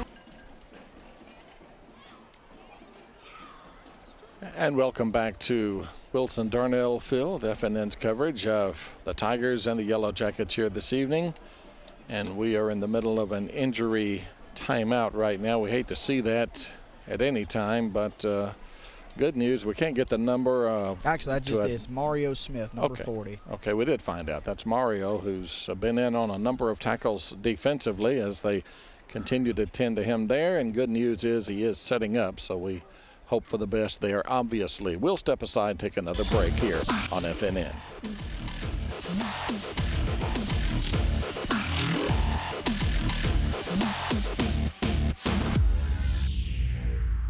When you go online, you need speed, and you won't get it from AT&T Uverse. Think fast. Think Cable One high-speed internet. Just $35 a month for 50 megs of blazing speed. It's the speed you need for the best streaming. So call 855-CABLE-1 now. Think value. Think super speed, reliability, and low price. This internet offer includes a 30-day money-back guarantee, no contract, and no bundling. So call 855-CABLE-1 now. While we were away, Mario Smith, the injured Tiger, got to his feet, made his way off the field, unassisted for the most part, and that's good to see. And we're ready to play football once more. Cleburne County now still with the lead, up by 4, 10-6, first down at their own 32. Again, Glencoe just scoring on a 78-yard drive in just 3 plays. Thomas Osment taking it in for the score from 6 yards out. Padgett wants to throw deep downfield, and pass intended for Horn down near the 40-yard line. He looked over one shoulder, and Padgett threw it over the other shoulder. Yeah, sometimes when you look over that wrong shoulder, your body just naturally will fade to that side. The ball was thrown the other way, and the ball was just overthrown that time, thrown in the wrong direction. It looked like almost like a miscommunication, but he looked over the wrong shoulder, like you said, Jeff. Second down 10 at the 32. Tell you, Padgett's got a very strong arm. And he wants to throw again. Under a lot of pressure, this pass is incomplete. It was underthrown to his wideout Jeremiah Blake at the 30. It's now third down and 10 for Cleburne County. We know, Jeff, this is one negative right now, that when you come out, there's not much time left to go here in the first half. Only 2 minutes and 35 seconds to go here in the first half. You come out and you think, let's get a 2-minute drill going right now. You throw 2 passes incomplete. The clock hasn't run at all. Now you're at a 3rd and 10 situation where you have to pick up that first down, or at least get the clock to run some. You're more than likely going to punt the ball away to Glencoe with 2 minutes to go in the game, or in the first half. And Padgett, shovel pass, not going anywhere. I think Glencoe was waiting on that one, as there to make the stop again was Mason Brown on the 3rd and 10 call. Cleburne County picks up nothing. Yeah, you'll see it right here. It's a shovel pass. They bring the wing back from the backside. He can pitch to the pitch man or the wing back underneath. He chose to go to the shovel pass underneath. Glencoe was not fooled at all. They stayed in their lanes. They stayed home. I say it all the time, let the ball carrier come to you, and that's what happened right there. So it's a 3 and out for Cleburne County, and they will punt the football as Glencoe sends back deep Hunter Nunley and Pace Osment. The kick is away. Osment will field it at the 29, and he hands to Nunley. And Nunley picks up 6 on the return from the 29 to the 35. That wasn't the most crisp punt return we've seen, but still only gets 6 on the play. Now, I know it was called on the sideline. Osmond, had he kept the ball himself, from what I was looking at on the field, what it looked like is that if Osmond had kept the ball on that far side going in that direction towards the Cleburne County bench, could have turned it up and gotten a few more yards. That I know it was called on the sideline. Like I said, they got to hand it off. You never know how the coverage is going to come out, but just not a crisp return like you said, Jeff. 1 timeout remaining for Glencoe in the final 2 minutes of this one, and on the first down play they run Thomas Osment for just a short gain. Yeah, Osment, thinking about the touchdown he scored down here earlier, tried to get to the outside that time. He couldn't quite turn that corner. He was pulled down by his shoulder pads after about a 2.5-yard gain. 127, 126. Clock continues to roll. Again, just 1 timeout at their disposal for Glencoe, and really it seemed to be in no hurry at all as they trail by 4 at 10-6, second down from their own 37-yard line. Osmond is the lone setback to the left of Dylan Stone, and Stone is hit hard back at the 35-yard line. You could hear the oohs and ahs from the Tiger faithful across the way. You'll see Osmond took a right to the gut that time. Well, it was a tough lick. He's trying to catch his breath right now, but he's a tough kid. I'm sure it won't faze him a bit. He'll be fine the rest of this ball game, but that does hurt when you take a helmet right to the stomach. Chad Brown, the one that lowered the boom there for Cleburne County on that second down play that loses a couple of yards. 3rd down and 9 now for Glencoe, just outside the 35-yard line. Again, under the final half minute of this one. May see one more play here for Stone and the Yellow Jackets. And they'll give it to Osment. Osment still on his feet at the 50. He may go. He's at the 40, down the far boundary. 20. They trip him up inside the 15-yard line. 6 seconds remain is all. Again, Glencoe has 1 timeout remaining. Boy, he almost took it the distance there. Yeah, he did, Jeff. You see he takes the handoff this time. A great turnout block that time by the tight end. Osment keeping himself up the sideline. He almost even got by this Tiger right here. Just caught his his right ankle, tripped him up down close with 6.9 seconds to go here in this half of play. What a first half it's been. Yeah, right. Just one more play is all that's left here. Now they put the ball down at the 13-yard line, and I think Coach Osment and his team, they were content in just going into the locker room at halftime. They showed no attempt as far as throwing the football, but lo and behold, Thomas Osment gets himself a big play. Yeah, and I said this earlier in the game. Glencoe tonight, they're content with getting these 3- and 4-yard runs, but in the season that they've had so far, they've been used to these 30- and 40-yard runs. Well, that time he turns a 3-yard run into a 60 or 70, 60 yards down, long run. It speaks to the ability that Glencoe has to block up front. And Cleburne County, just because they're running the ball, you can't give up on the half. You got to keep playing. That was a 51-yard run by Thomas Osment, putting Glencoe in business here. One final play here in the half. No field goal here. Glencoe's going for it, down by 4 at the 13-yard line. Trips far side. Stone, pass into the end zone. Pass is broken up, intended for Pace Osment. We'll have one more play. There's still a second remaining on the clock, and Glencoe will bring in Joseph Bright for the field goal. Yeah, the ball was thrown. You'll see it right here. Stone pumps. He throws the ball to the end zone. The ball was the defender did a great job of getting between Osment and the football. Both guys had their hands on the ball. The Cleburne County defenders swept it away, so it was a great play that time. Joseph Bright in, out of the hold of Hunter Nunley. This will be a 30-yard field goal, and now we have a stoppage in play and a timeout taken, the final timeout of the half taken by Cleburne County. We'll keep it right here. Again, just 1 second remaining before halftime as Glencoe is looking to make this a 1-point game at the intermission. And again, Glencoe jumps out, or rather Cleburne County jumps out to the 10-0 lead. Glencoe scores on the 78-yard drive in just 3 plays. They get the ball back after a 3-and-out by Cleburne County, and right back down the field goes Glencoe, and now with an opportunity to get 3 tied before half. Well, Jeff, you think back to that missed extra point, will that come back to haunt Glencoe later in the game. If they do kick this field goal, they'll still be down 1. Had they made it, of course, 3 plus 7 equals 10, so it'd be a 10-point game here at halftime. Last time we were here in week 4, Joseph Bright kicked a 19-yard field goal, and that was the difference in a 31-28 win over Piedmont for Glencoe.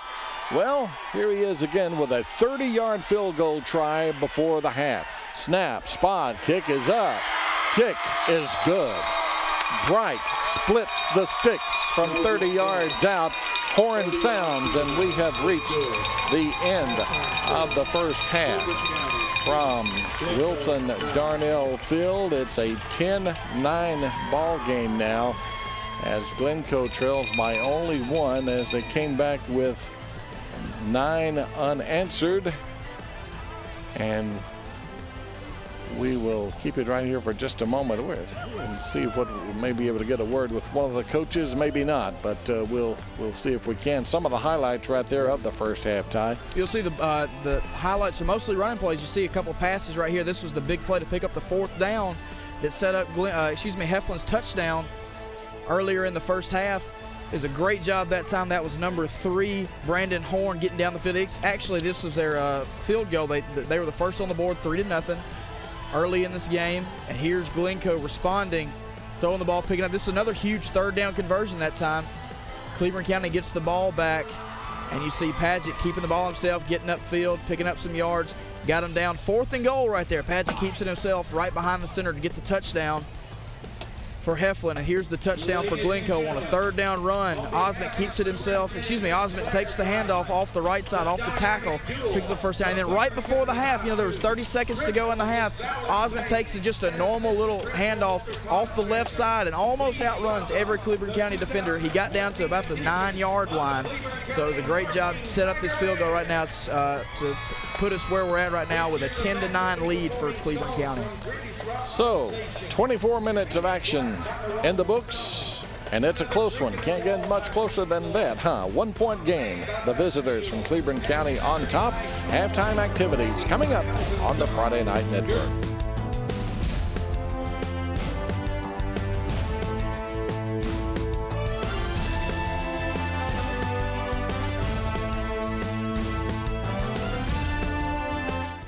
Oops, had a fender bender? Have them tow it or take it yourself to Wesley's Paint and Body. Baker Reynolds and his guys have been this area's go-to team for quality automotive body repair and paint work for years. All makes and models, foreign or domestic. They take them crashed and make them look like new. And with Wesley's larger new facility, including 2 full-size paint booths, they can get you fixed up fast. Always free estimates, best price on repair work, insurance claims welcomed, and service with a smile. That's Wesley's Paint and Body, Highway 78 East in Anniston. When you go online, you need speed, and you won't get it from AT&T UVerse. Think fast. Think Cable One high-speed internet. Just $35 a month for 50 megs of blazing speed. It's the speed you need for the best streaming. So call 855-CABLE-1 now. Think value. Think super speed, reliability, and low price. This internet offer includes a 30-day money-back guarantee, no contract, and no bundling. So call 855-CABLE-1 now. Whenever some little bug found its way into Miss Crenshaw's home, well, everyone within earshot knew it. Now, it just so happened our son studied and collected insects, and so he took great joy in coming to her rescue. And I'll have you know, this marked the beginning of what one day would become the most successful pest control company in the area. Pick up the phone and call the professionals at Rice Pest Control, and you'll be glad you did. Mizell Heating and Air Conditioning has been serving the areas of Calhoun, Talladega, Cleburne, and Etowah County for over 14 years. Commercial, residential, central heat and air, ductwork, indoor air quality, we do it all. Voted Anniston Star's Reader's Choice in 2013. Be sure to ask about available rebates and tax credits. Mizell Heating and Air Conditioning, the name to know for your heating and air conditioning needs. Mizell.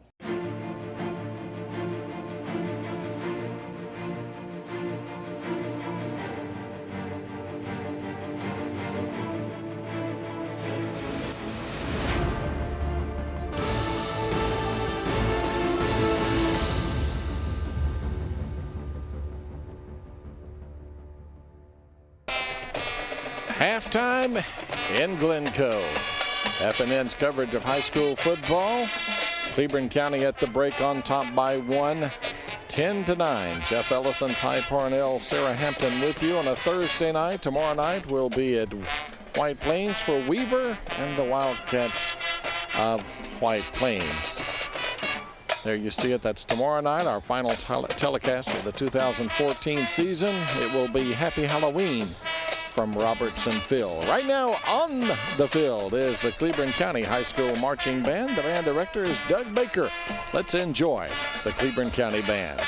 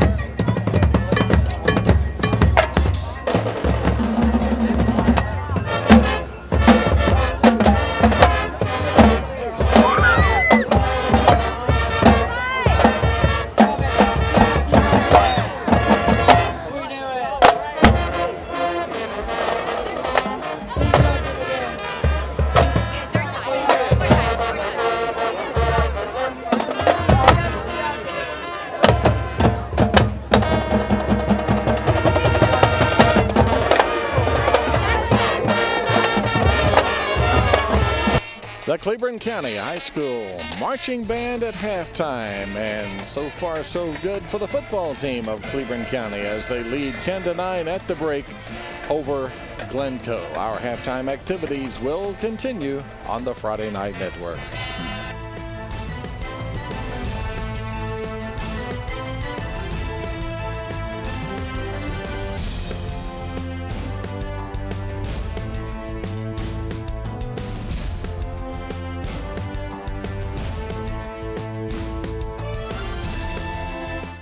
When you're in need of septic tank installation, repair, pumping, or service, both commercial and residential, the first call you make is to On-Site Solutions. They're also one of the only companies in Calhoun County that can handle all your restaurant grease from pickup to disposal. On-Site Solutions offers excellent service for a reasonable price, both before and after your septic system is installed. Call Jason Lively today at 256-310-2801 and let On-Site Solutions help solve your septic system needs. Mention where you heard this ad and receive a discount.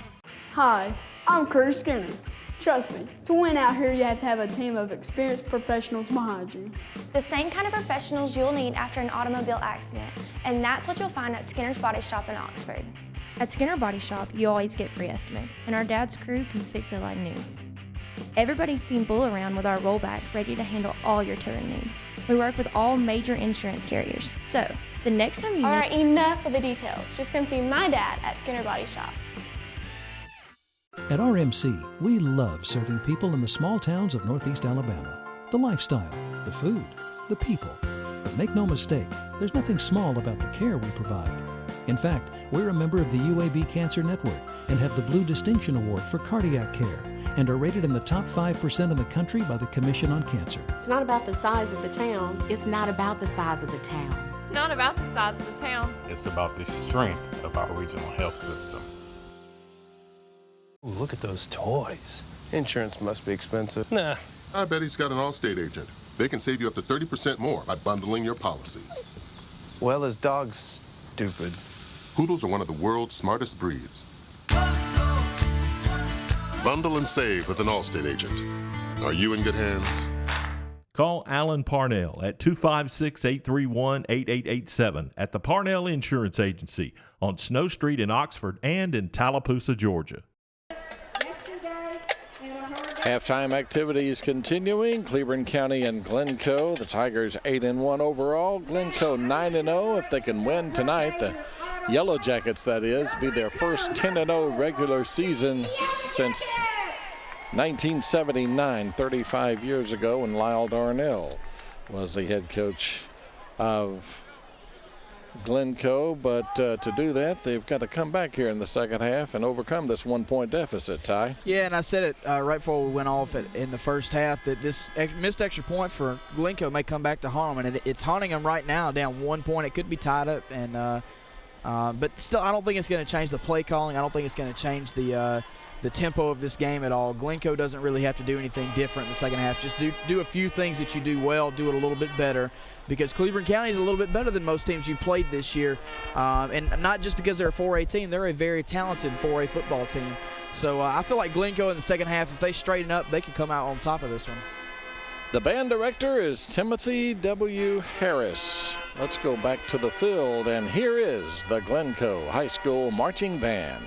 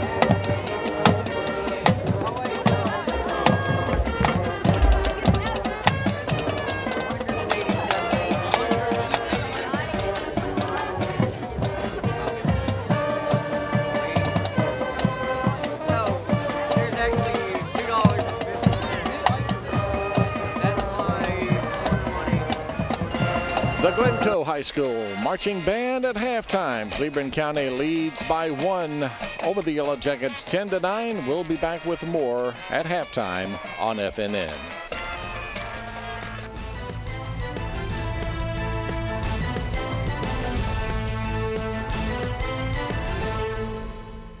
Yes, Mommy's coming over again.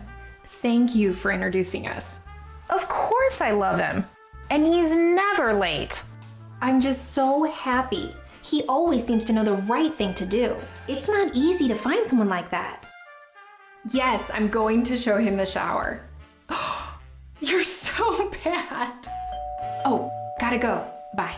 For any residential or commercial plumbing needs, call Ted's Plumbing in Anniston, serving Calhoun and surrounding counties since 1985. The Blitz is on! Save thousands during the Bill Stanford Automotive Full Out Blitz in Talladega. We're smashing all sales records, and you save like never before on every Cadillac, GMC, Chrysler, Dodge, Jeep, or Ram on our lot. Score big as we close out all remaining 2014 inventory to make room for the 2015 models. All prices have been smashed. Hurry for best selection. It's the Full Out Blitz at Bill Stanford Automotive, East Alabama's automotive superstore. On the web at billstanford.com. The politicians in Montgomery just don't get it. They're not fighting for us. Politicians like Del Marsh. Last year, Marsh wrote the law cutting $25 million from our schools, then rammed it through the legislature with no debate. Now Marsh is vowing to cut even more from our schools. We have to stop him. Fortunately, Taylor Stewart opposes additional cuts to our schools, and Taylor will fight to improve our classrooms so our kids can go to college. Taylor Stewart, he fights for Alabama's children.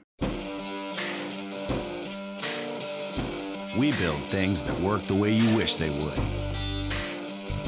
Like a front-end loader you can detach from your seat. Or a mower deck you just drive over. And cut through knee-deep grass no problem.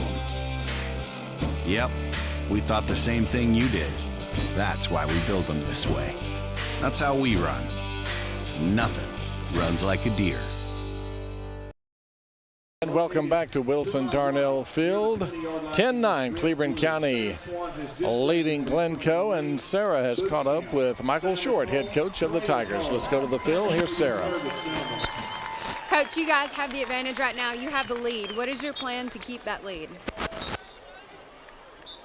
We're going to play one of our young kids, and that's just the way I choose to do it, and it'll be my responsibility. That's why we're going to play it.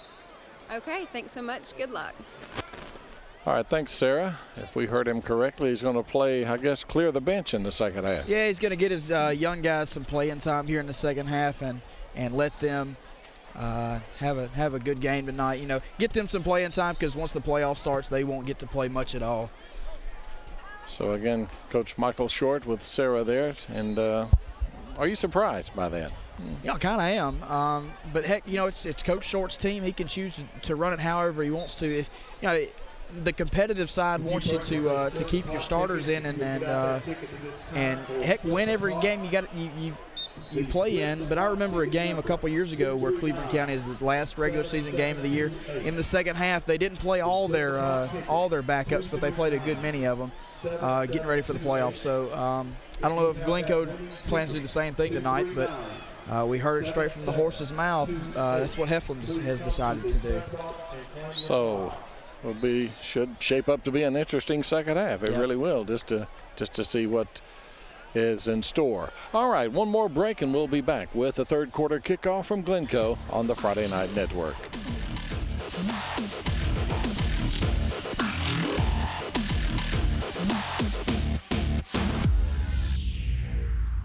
Whenever some little bug found its way into Miss Crenshaw's home, well, everyone within earshot knew it. Now, it just so happened our son studied and collected insects, and so he took great joy in coming to her rescue. And I'll have you know, this marked the beginning of what one day would become the most successful pest control company in the area. Pick up the phone and call the professionals at Rice Pest Control, and you'll be glad you did.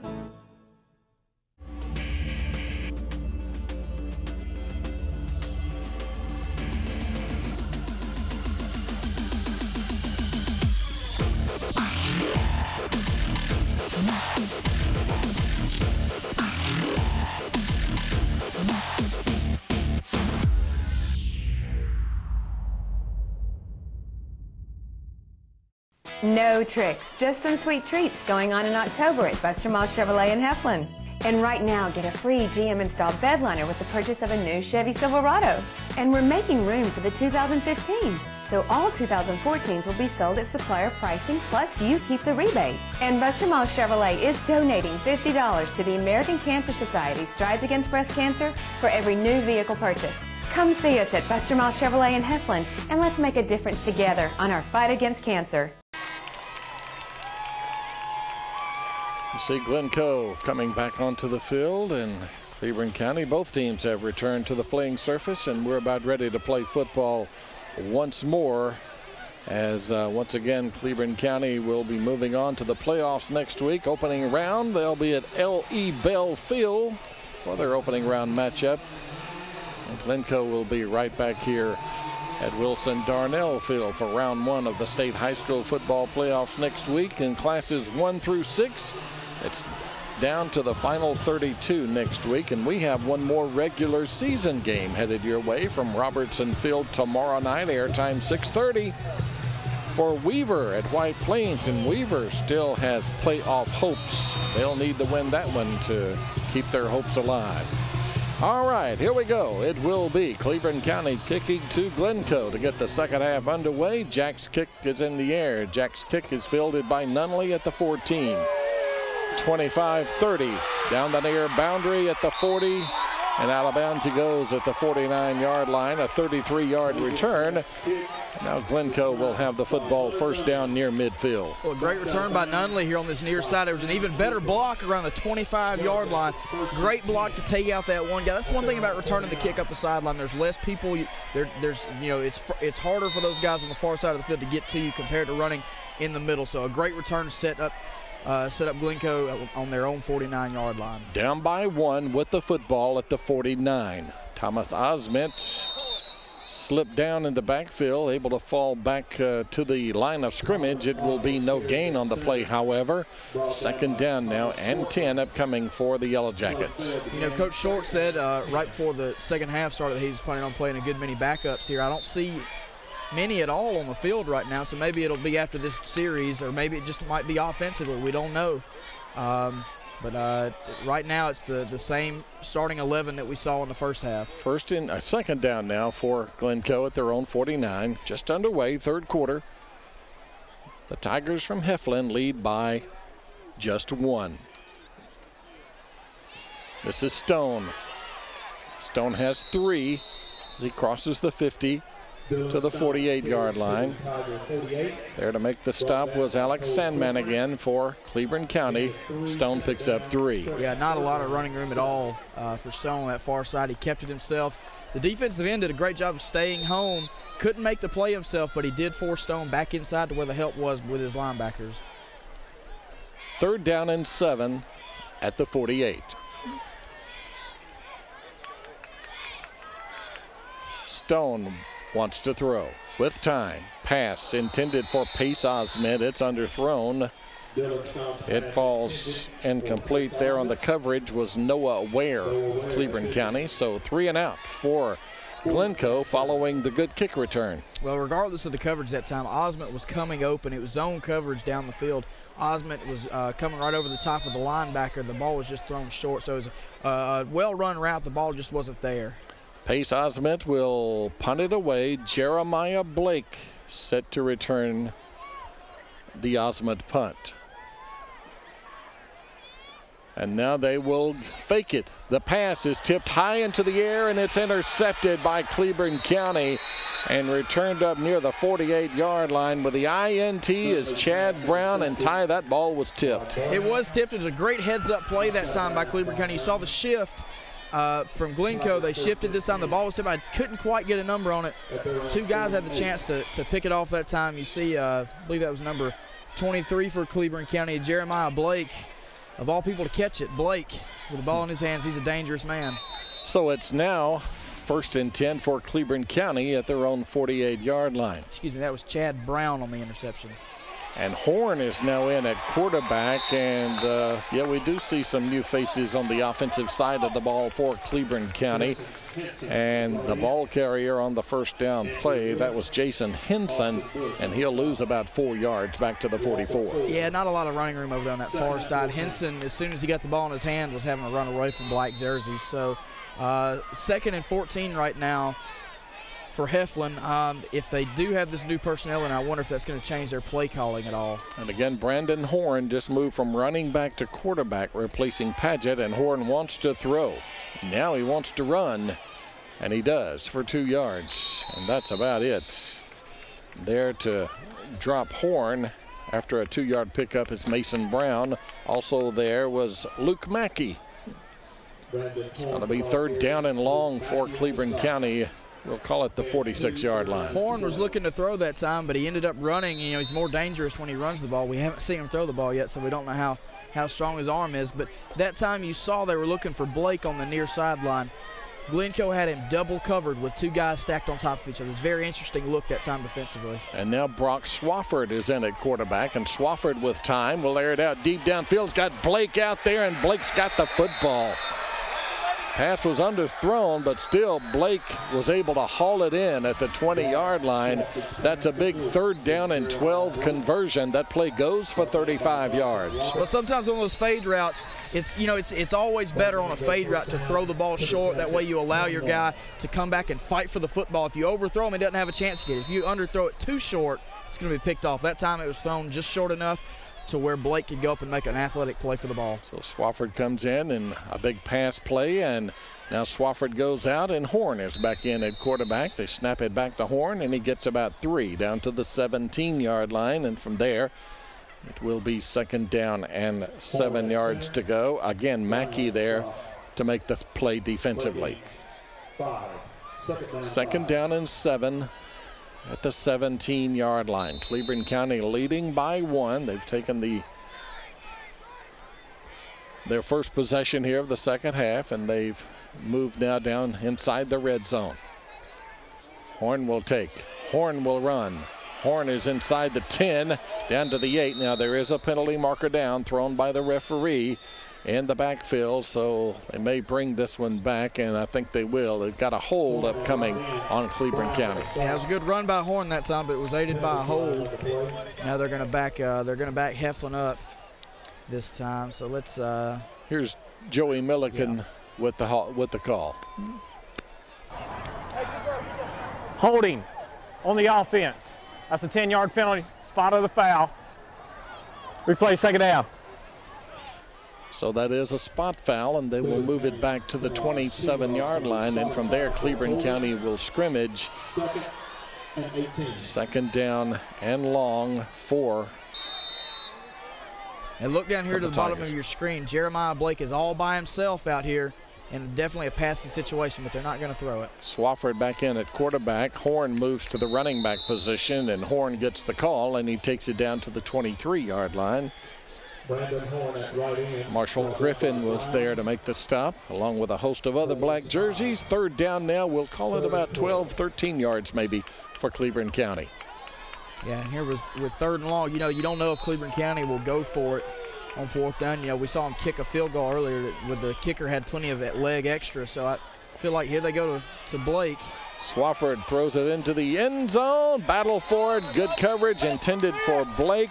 In the back of the end zone, it falls incomplete to bring up fourth down. And again, the secondary of Glencoe was there. Dalton Roberts did a great job that time of positioning himself between the ball and the receiver. He got his hands on it and tipped it away.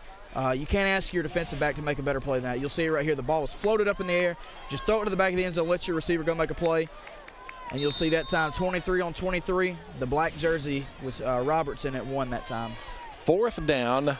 This will be a 40-yard field goal try by David Jacks. Snap, spot, kick. Does it have the distance?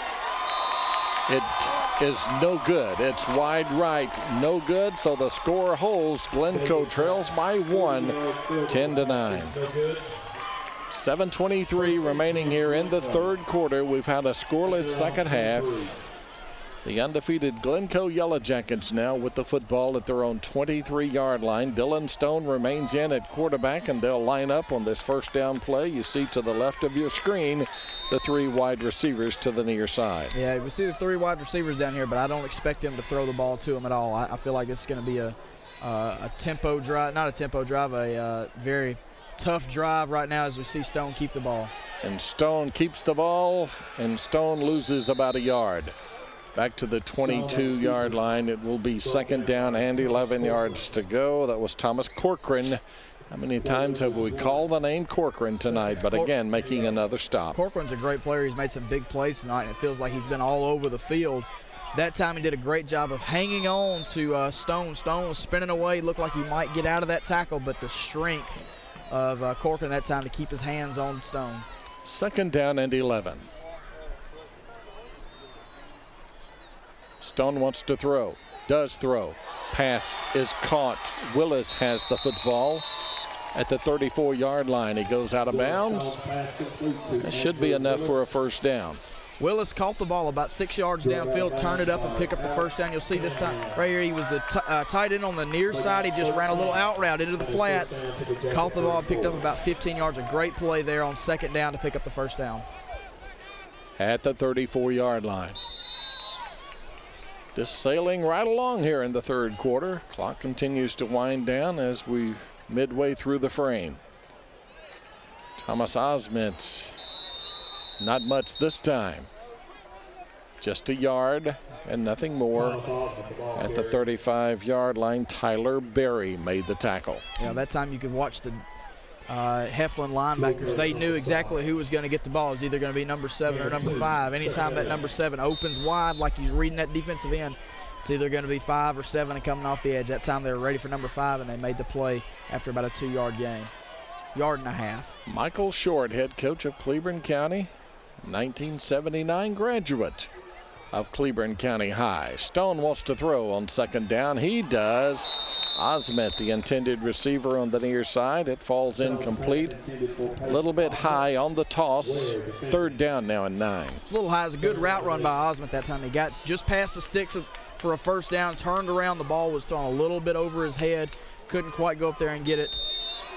So bring up a third and long here for this Glencoe offense. They'll need 9 yards. They need the 44-yard line to receive a new set of downs as they scrimmage from the 35.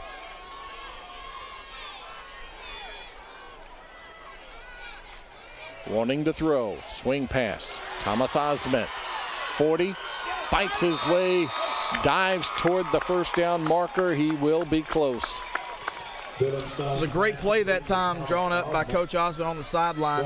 You could see that you could tell they practiced that play a lot because Stone threw that ball perfectly to where Osmond could catch the ball and turn upfield and pick up the first down. You see Coach Short over there arguing the spot of the ball. And he's wearing shorts. Doesn't he realize it's cold out here? Hey, to him, this is perfect football weather. He waits all year for weather like this. Kind of like Mike Battles at Hanley. Used to be at Welborn. It could be 20 below, and he's in shorts. First down from the 44. Osment gets 4 to the 48. Second down and 6 now. That time you watch number 51 for Glencoe. That's Ty Ponce. Ponce did a great job of kicking out and allowing Osment to follow him to pick up about a 4.5 yard gain on first down. Second down call. Osment again. Osment's second effort. He may have another first down. And again, they followed Ponce and Grayson Watkins. Ponce and Watkins both being, physical guys up front pushing down around that Cleburne County front seven. We'll see the big 300-pound man checks back into the game for Cleburne County. That's number 79 Chris Chappelle. It is a first down. The ball is placed just inside the 46-yard line. Glencoe down by 1 with the football, and they're driving. Short yardage on the first down play this time as Osment gets maybe a yard just inside the 45.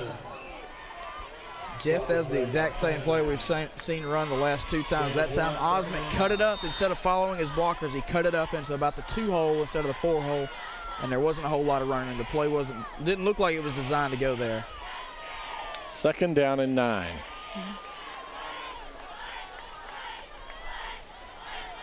To the left is Bush along with Dalton Roberts. Rolling to the left is Stone. He throws a pass that is complete to Willis. Short gain, however, as he's quickly taken down at the 41-yard line. Wade Dassinger there for the takedown. Willis dragging from the backside. He was lucky to get as many yards as he did. He made a great move to get upfield and pick up about 3 or 4 extra yards because it looked like as soon as he caught that ball, he was about to get drilled for about a half-yard gain. Credit Willis for being an athlete and making a great play. 3:40 and counting remaining in the third quarter. It's been no score, no points put on the board here in the third frame thus far. However, Glencoe is on the move here, facing third down and about 5. We'll call it 4, we'll say, at the 41-yard line. The 41 of Cleburne County. Stone will keep it himself. Good play defensively by Cleburne County, stopping him for just a couple of yards on the play.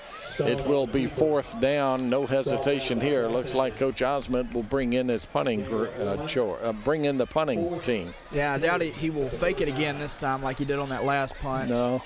They're going to try to pin these Heflin Tigers back deep. That's Blake going back deep to return the Pace Osmond punt. Pace Osmond, just a junior. There's Thomas Osmond as a senior. Lee Osmond is the head coach.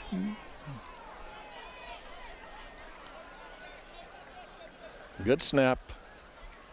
Kick is away. Good kick. Blake gets away from it, and it scoots into the end zone for the touchback. Quickly, we'll take a timeout, and we'll be back with more on the Friday Night Network.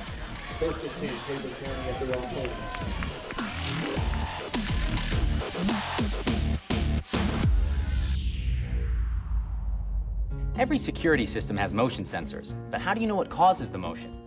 With Alarm.com's exclusive image sensor, it's simple. Say you're at work.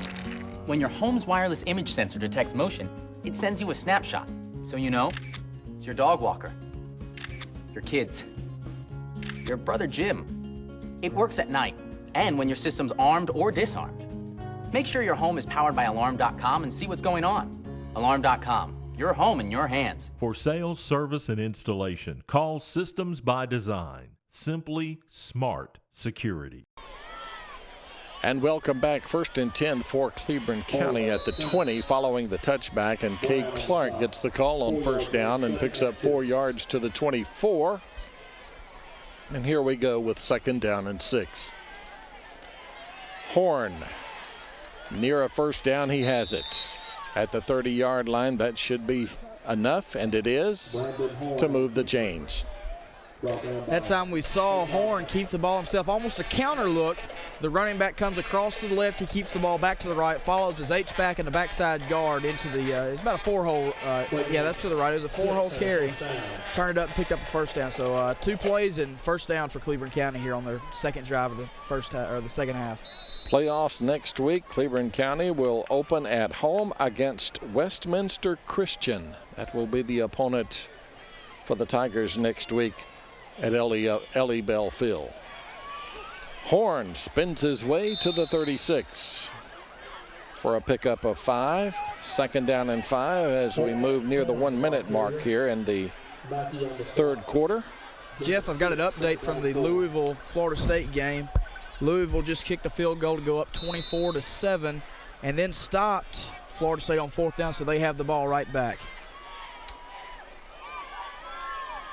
You think Jameis Winston's happy right now? He's probably making some speech like he did that one against Auburn. On the second down call, down the near sideline. That's a big gainer on the play that they may bring back. That's Cade Clark, who takes it all the way down to the 34-yard line, but there are 2 penalty markers back at the line of scrimmage, and they're going to bring it back. This will be a hold on Cleburne County to wipe off a rather impressive run by Clark, and here's the call on the hold. Holding on the offense. That's a 10-yard penalty from the spot of the foul. We play second down. 10-yard penalty moves it back to the 25-yard line. The 4A state high school football playoffs. You see them right there, and right on the top of the screen is Cleburne County and Westminster Christian. That's a number 1 playing a number 4. You see the rest of them right there. A lot of them still to be determined tonight and tomorrow night, but Class 4A round 1, it will be the Wildcats and the Tigers next week in Heflin. Second down and long call, and running the football and running over some folks too, and that is Henson, Jason Henson, the ball carrier. Takes it to the 28-yard line to bring up third down and long for Cleburne County. Henson sure did get north and south pretty quick that time once he caught the ball. It was a very athletic play. You know, that last play, the 4th down, excuse me, the long run, the holding call, it pulls it back. You got some young guys in the game, that always hurts. 3A next week. That's the south bracket. Well, that's the north and south bracket you were looking at there. That's some of the playoff brackets. That's 3A. See Glencoe. They will play the number 4 team in Region 7. We'll find out who that will be tomorrow night. We've reached the end of the third quarter from Wilson Darnell Field. It's still Cleburne County leading 10-9 on the Friday Night Network.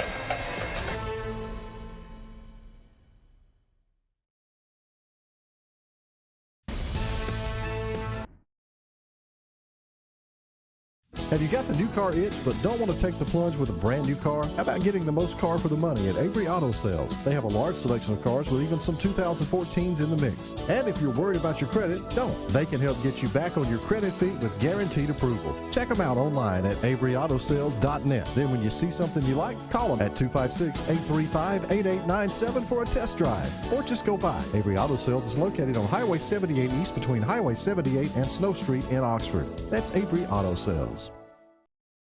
I can't. And welcome back. After 3 periods, 10-9 Cleburne County. These 2 teams scored a lot of points in the first 9 games of the year. Tonight, they're not scoring a lot of points. And how many times do you see that, Ty? You get 2 high-scoring teams, they meet each other, and then suddenly the offense disappears. You know, you remember that national championship game in 2011 when Auburn played Oregon, 2 of the best offenses in the history of college football. Great players on both sides, and it was a defensive struggle. On the third down call, there is a pass downfield that is complete. And again, that's the leading receiver for Cleburne County hauling it in, Jeremiah Blake. And that will move the chains. A big third down play for Cleburne County. Blake's been very impressive tonight, going up and making plays. In mostly jump ball situations. We haven't really seen him been able to run under a pass yet, but in jump ball situations, he's as good as anybody we've covered this year in high school football. In the first 9 games this year, Glencoe has scored a total of 387 points. Tonight, just 9. First down call, Andrew Willis made the tackle on the ball carrier, Cade Clark, after a 1-yard pickup. What a play that time by Andrew Willis. Reading the flow, he sees the ball carriers coming this way. There's a lead blocker. He gets underneath that blocker and makes the play right there, not allowing Heflin to pick up. They got maybe a foot that time. It was a great play by Willis to stop that play. Just you can't beat blocks any better than that. 2nd down and 9. Swafford wants to throw. He's in at quarterback now. He's going down. Sacked by Willis. Also, Chance Duncan was there. 3rd down and 12 now for Cleburne County at the 46. Yeah, Willis again this time coming from the backside. They didn't block him. They felt like Cleburne County felt like that they could find an open receiver, so they didn't block him, and they let that backside guy roll out into the flats. But if there's anybody covered and you let somebody go like that, you better get the pass off. They didn't that time, and it took a hard hit in the backfield. 3rd down and 12. 10.5 minutes remaining in the football game. Swafford wants to throw. He'll air it out deep downfield. Nobody's out there. Overthrowing everyone. Henson was the nearest receiver to that one. It will be 4th down punting time now for Cleburne County. Again, just a 1-point lead for the Tigers as Glencoe will get their hands back on the football. They'll send Pace Osmet back deep to return the punt along with Dalton Roberts. Punting the ball away will be Tyler Berry. It's a close one, folks. Again, Glencoe, if they can come from behind, it would be their first 10-0 season in 35 years. A short kick this time by Berry. It will go out of bounds. The official on the far side, you see him walking up. He's now walked beyond the 25, up near the 30, and he stops right there at the 30-yard line, and that is where Glencoe will take over possession of the football.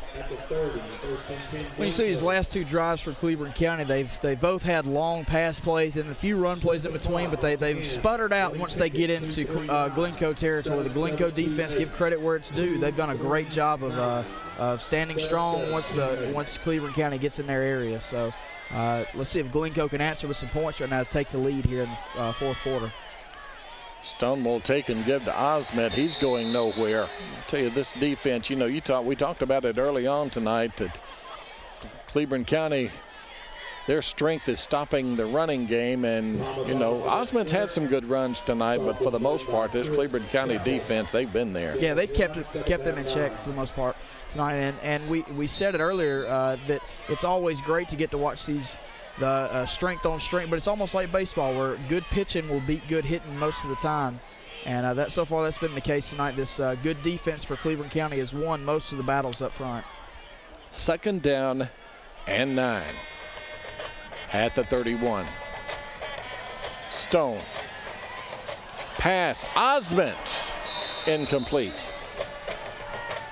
Wow, what a laser thrown by Stone.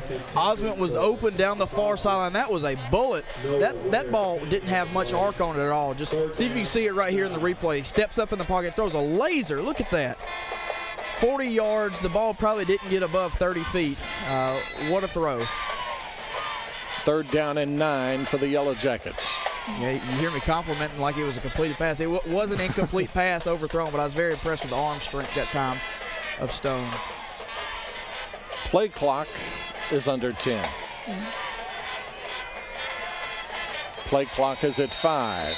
And now a timeout taken on the field by Cleburne County. So with 9.5 minutes left in the game, we will take a break on the Friday Night Network.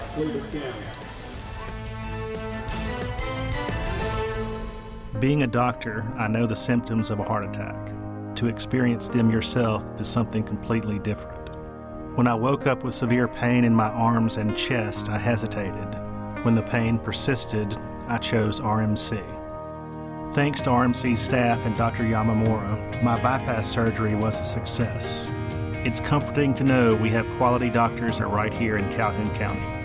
Regional Medical Center, advanced technology, advanced care. Del Marsh is not telling you the truth. Fact is, Taylor Stewart opposes nearly all of Barack Obama's policies. So why is Del Marsh lying about Taylor Stewart? So Marsh can hide his record of cutting millions from our public schools and his failure to create jobs or reduce our sky-high unemployment rate. The bottom line, Taylor Stewart will be an independent senator who will do what Del Marsh hasn't done, create jobs and improve our schools. And welcome back. While we were away, 3rd down and 9 call from the 31, and Dylan Stone takes it 19 yards up to the 50 for a first down. We'll take a look at it right now. Okay, you see the replay right here. Stone keeps the ball. Watch him get skinny right there. Got skinny, got underneath the tackle from the Cleburne County defensive back, got up to the 50-yard line. A great run to set him up shot. 1st and 10 on the 50-yard line. Big conversion for the Yellow Jackets, now scrimmaging at the 50 with a new set of downs. Stone will take and give to Osment. Osment fights his way down to the 46. Gain of 4 on the play. Making the stop was Thomas Corcoran again. Well, Osment kept driving those big legs, and he carried 2 defenders for about 3 yards that time. He was hit at the line of scrimmage and surged ahead after that hit, and then kept his feet moving to pick up about a 5, let's call it a long 4-yard gain. It was a good run on first down to set him up with a manageable 2nd and 6.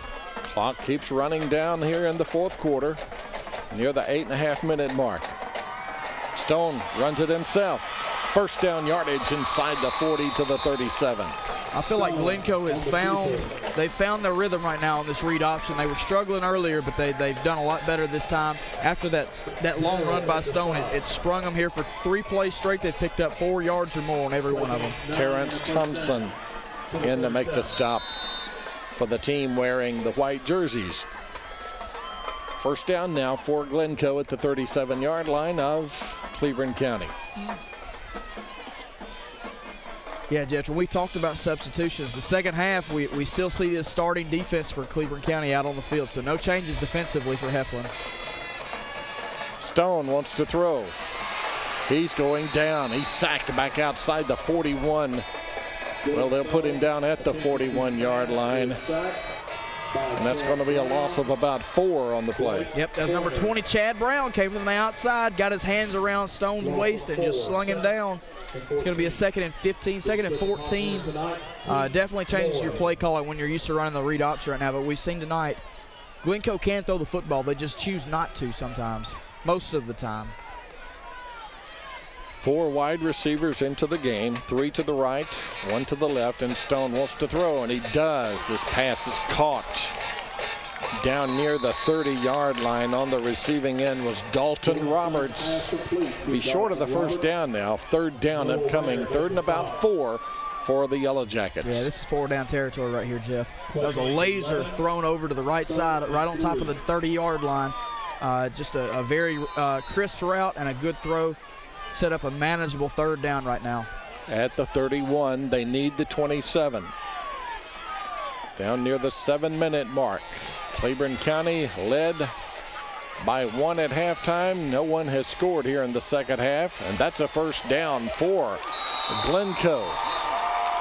As Thomas Osment spins his way to the 21, it's a gain of 10. You know, we talk about the power of Osment running the football. How about the balance on that time, on that play? He spun around about 2 different times and he got a hand down there and crawled ahead to pick up a first down. So great play on 3rd down to keep Glencoe out of a 4th down situation. 1st and 10 at the 21. Stone takes it to the 18. Stone stopped by Dassinger again. 2nd down and 7. 2nd down and 8. Yeah, Stone kept the ball for himself that time, but Cleburne County was all over the place up front that time. I think they had 8 guys down in the box trying to make it stop. As they move inside the red zone. Wide to the far side now is Andrew Lang along with Nunley. Now Nunley comes in motion near side, and Stone wants to throw into the end zone. Pass is nearly picked off. It was intended for Andrew Willis. And again, boy, that was thrown to where a white jersey almost came up with it. Defensively there, I think that was Noah Ware. Yeah, you'll see right here on the replay, Ware, they were trying to get the tight end dragging across the back of the end zone. Ware came out of nowhere. I mean, I was following number 6 that time for Glencoe. Willis. Yeah, Willis. I was following Willis in the back of the end zone, but Ware came out of nowhere to make that play. 3rd down and 8 at the 18-yard line. Glencoe down by 1. Stone rolls near side. Stone runs near side. First down and more. Inside the 5, the 4, the 3. A gain of 15. Samuel Cooper made the stop, saved the touchdown. Jeff, as you see on the replay here, it may have been called a pass in the huddle. Stone was running all the way. He knew he was going to tuck that thing down as soon as he rolled to his left.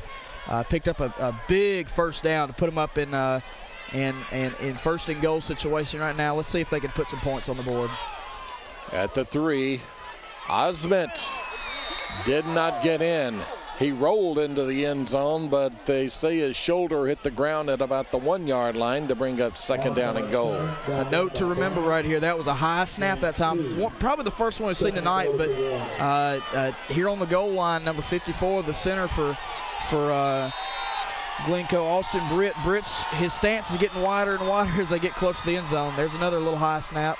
Snap, Osment, touchdown Yellow Jackets.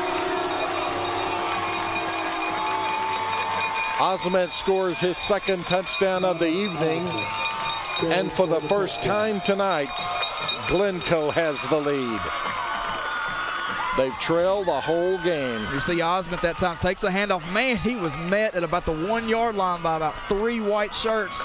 Did a great job of powering through that. Not many guys can break through that many defenders, but Osment's he's not just your ordinary running back. He's a very talented individual. Got in the end zone for the touchdown.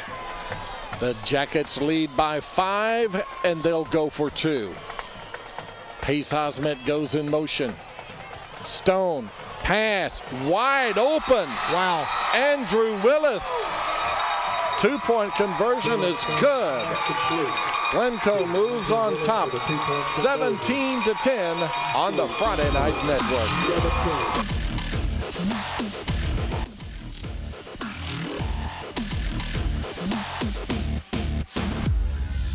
Mizell Heating and Air Conditioning has been serving the areas of Calhoun, Talladega, Cleburne, and Etowah County for over 14 years. Commercial, residential, central heat and air, ductwork, indoor air quality, we do it all.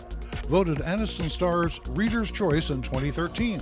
Be sure to ask about available rebates and tax credits. Mizell Heating and Air Conditioning, the name to know for your heating and air conditioning needs. Mizell.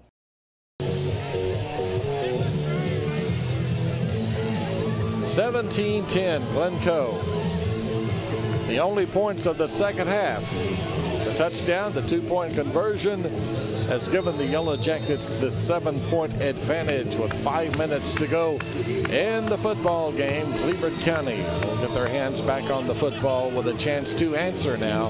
The 8-1 Cleburne County Tigers, 9-0 Glencoe Yellow Jackets. The kick by Andrew Lang is a short one. It bounces at the 30, at the 20. It's picked up there. Returned across the 25, at the 30, 31-yard line. Making the stop for the special teams unit is Mason Brown for Glencoe. And now Cleburne County has the football 69 yards away. Yeah, Jeff, while we got a little break, let's see if we can go back to that 2-point conversion play and get a replay up here and take a look at that. Well, we don't have it. Okay, well, maybe we can get it later. That was Andrew Willis. Of course, you know, he had the big catch against Piedmont up here on the 4th down play that sealed the win for the Jackets over the Bulldogs back in week 4 on the final minute of the game. Back to this game on first down. Cleburne County runs the football up to the 35-yard line for a pickup of 3. The quarterback now is Brock Swafford, who's in. Horn has seen action at quarterback in the second half. Coach Short has elected not to play his starting quarterback, Brady Padgett, but Swafford's in there now facing 2nd down and 6. Wanting to throw, pass is caught at the 50. Now there is a flag down. Flag thrown back at the line, at the original line of scrimmage, and we'll see what the call is there as Blake hauls it in at the 50-yard line. Here's the call. Well, we will get the call, but they're going to back him up. Now let's go to the field. Illegal motion on the offense. That's a 5-yard penalty. Replay 2nd down. Little penalties like that drive you crazy, Ty. That wipes off the board about a 17-yard pass play. Yeah, especially after your backup quarterback throws a strike like that to your number one receiver. And while we got a little break, let's go back to that two-point conversion, see if we can get it right here. See where, let's see where he came out. Yeah, he just drug him from the backside. Nobody covered him. Great play call that time. Second down call. Horn almost dropped the football, but he is able to hold on to it and fights his way up to the 35-yard line. Jacob Bradley there defensively for the black shirts. Third down now and long for Cleburne County. If you're Cleburne County, you see you've got your number one receiver in the game right now. Why not go back to him again? He made a catch earlier that was negated because of a penalty. Don't be surprised if they throw that ball back to him. But right now we've got the double coverage out here on him by himself.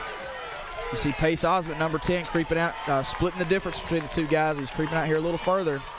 We move under 4 minutes remaining, and Swafford wants to throw. He's deep downfield. Blake's into double coverage. He caught the football. Oh, my goodness. He goes high into the air, and Blake going up between the defenders brings it in, Ty. Yeah, the ball was thrown short again. It seems like that's their motive right now. Let's throw it short and let our main man go up and make a play between two defenders, and that's exactly what happened right there. You can't draw it up any better than that if you want to throw a jump ball. Yeah, and Blake's a bit, you could see, kind of hobbled off the sideline over there, or to the sideline, and hopefully he'll be back in for Cleburne County. But what a catch right there. 1st and 10 now at the 36. Man. And what a tackle right there, as hit for no gain. That's Corcoran, the ball carrier that time. Cole Corcoran, and he's thrown for a 3-yard loss.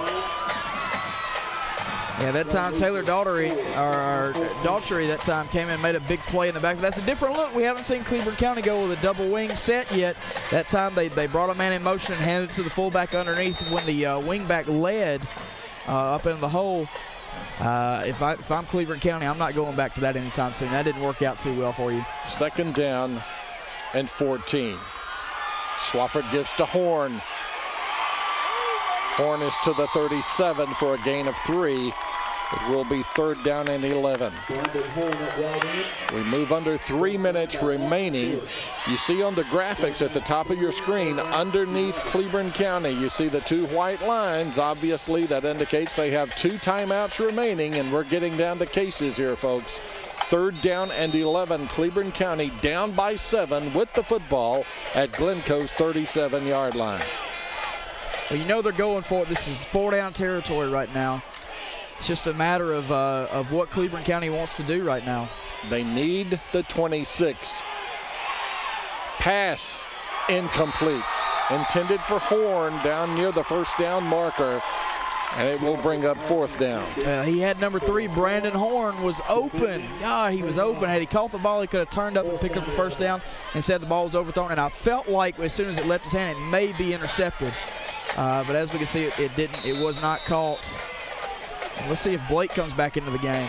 And now Cleburne County elects to use one of its 2 remaining timeouts quickly. We will take a break as well on the Friday Night Network.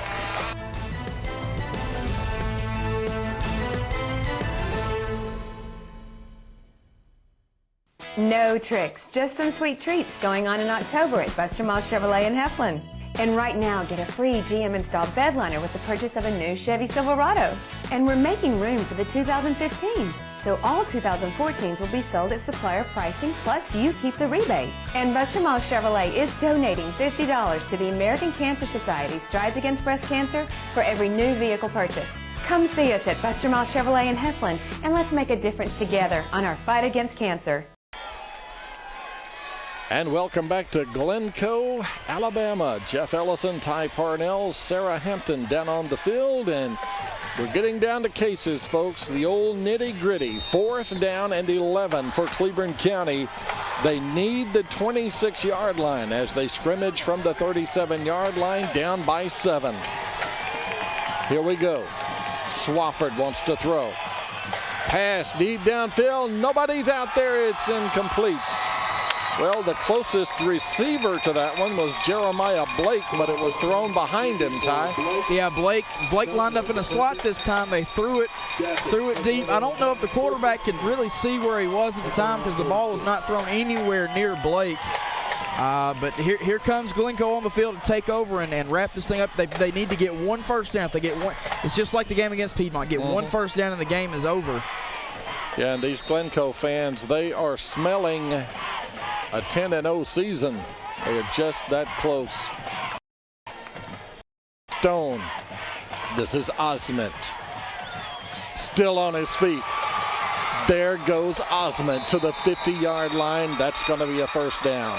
How about Osment that time? It was a sweep to the outside. He turned it up a little early, and the athletic ability of him to turn it up early, get off a tackler, get back to the outside, and pick up that one first down that they needed. That'll probably wrap it up here tonight for Glencoe. Yeah, under 2 minutes remaining now. Again, Glencoe 2 minutes away from a perfect 10-0 year. They'll look ahead to next week. Don't know who they will play next week. They'll play the number 4 team in Class 3A Region 7. It's going to be one of these 3 teams, New Hope, Pisgah, or Sylvania. We'll find out tomorrow night. 1st and 10 at the 50. Clock is running. Long count, bleeding all the play clock. It got down to 2, and now they snap it, and Osment runs it 7 yards to the 43-yard line. Brendan Horn made the tackle. That time you could tell Osment knew, stay in bounds. I'm not going out of bounds, so he ran right into Horn. Horn still hasn't fixed his shoulder pad yet. There he goes. Yeah, he's a tough little kid, but he got shook up that time on the play. And again, Cleburne County only has 1 timeout remaining. A first down right here on the 2nd down call, 2nd down and 3, and you can put the chairs in the wagon. Dylan Stone with Thomas Osment to the left of Stone. You see him there. And not this time, as the Cleburne County defense, led by Corcoran, stops Osment for just, well, maybe a yard and a half. Well, it's going to break up the big 3rd down right here. We're down to 30 seconds to go in this one. The play clock may start. There may be a second difference between the clock and the play clock. And now we have a timeout taken. No, the officials are saying no, get back on the field. So we're going to continue action here. 3rd down. And it's just, as I said, it's 3rd down. They restart the clock. They will have to run at least one more play. Looks as though Coach Short may not use that final timeout, Ty, and ready to look ahead. Yeah, he's content. He's looking forward to that game next week in the first round of the playoffs. So he's not wanting to get anybody hurt tonight. When Cleburne County will take on Westminster Christian, a team out of Huntsville, Alabama, next week. This is Osment, and that's a face mask, and Osment does get the necessary yardage down to about the 26-yard line. That will be a face mask, and once they step off the penalty, they may restart the clock, and this ball game may be over. Under a second remaining. It's just 0.4 of a second is all that's left in this one.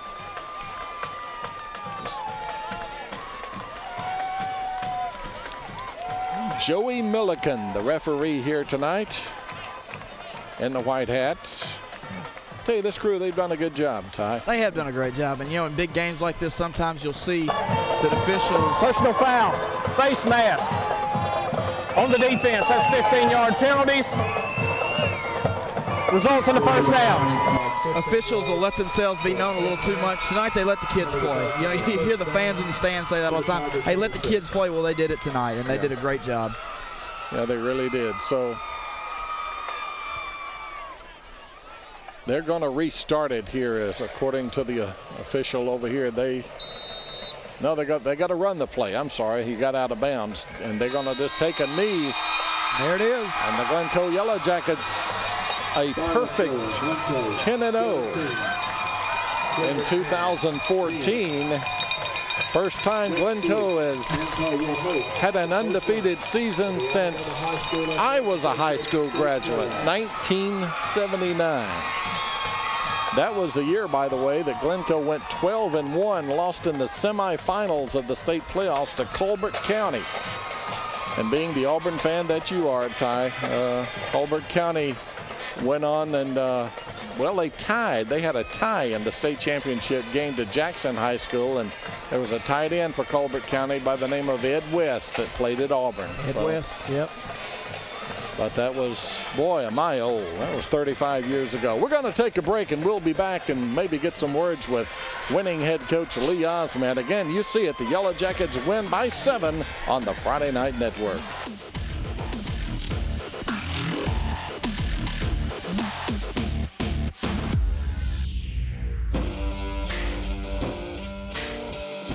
We build things that work the way you wish they would. Like a front-end loader you can detach from your seat. Or a mower deck you just drive over and cut through knee-deep grass no problem. Yep, we thought the same thing you did.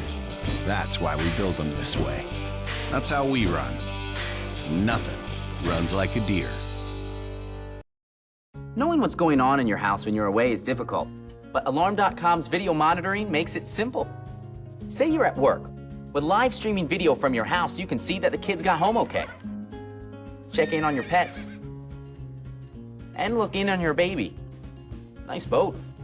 You can even capture and download video to watch later, and get video alerts sent straight to your phone. Make sure your home is powered by Alarm.com and see what's happening from anywhere.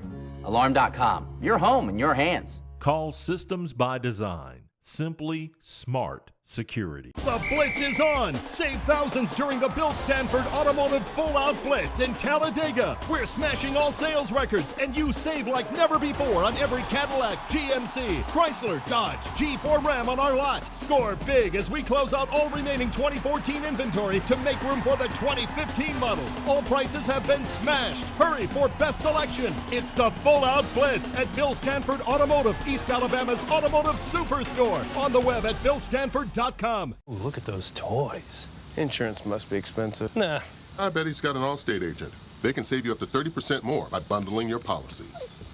Well, his dog's stupid. Poodles are one of the world's smartest breeds. Bundle and save with an Allstate agent. Are you in good hands? Call Alan Parnell at 256-831-8887 at the Parnell Insurance Agency on Snow Street in Oxford and in Tallapoosa, Georgia.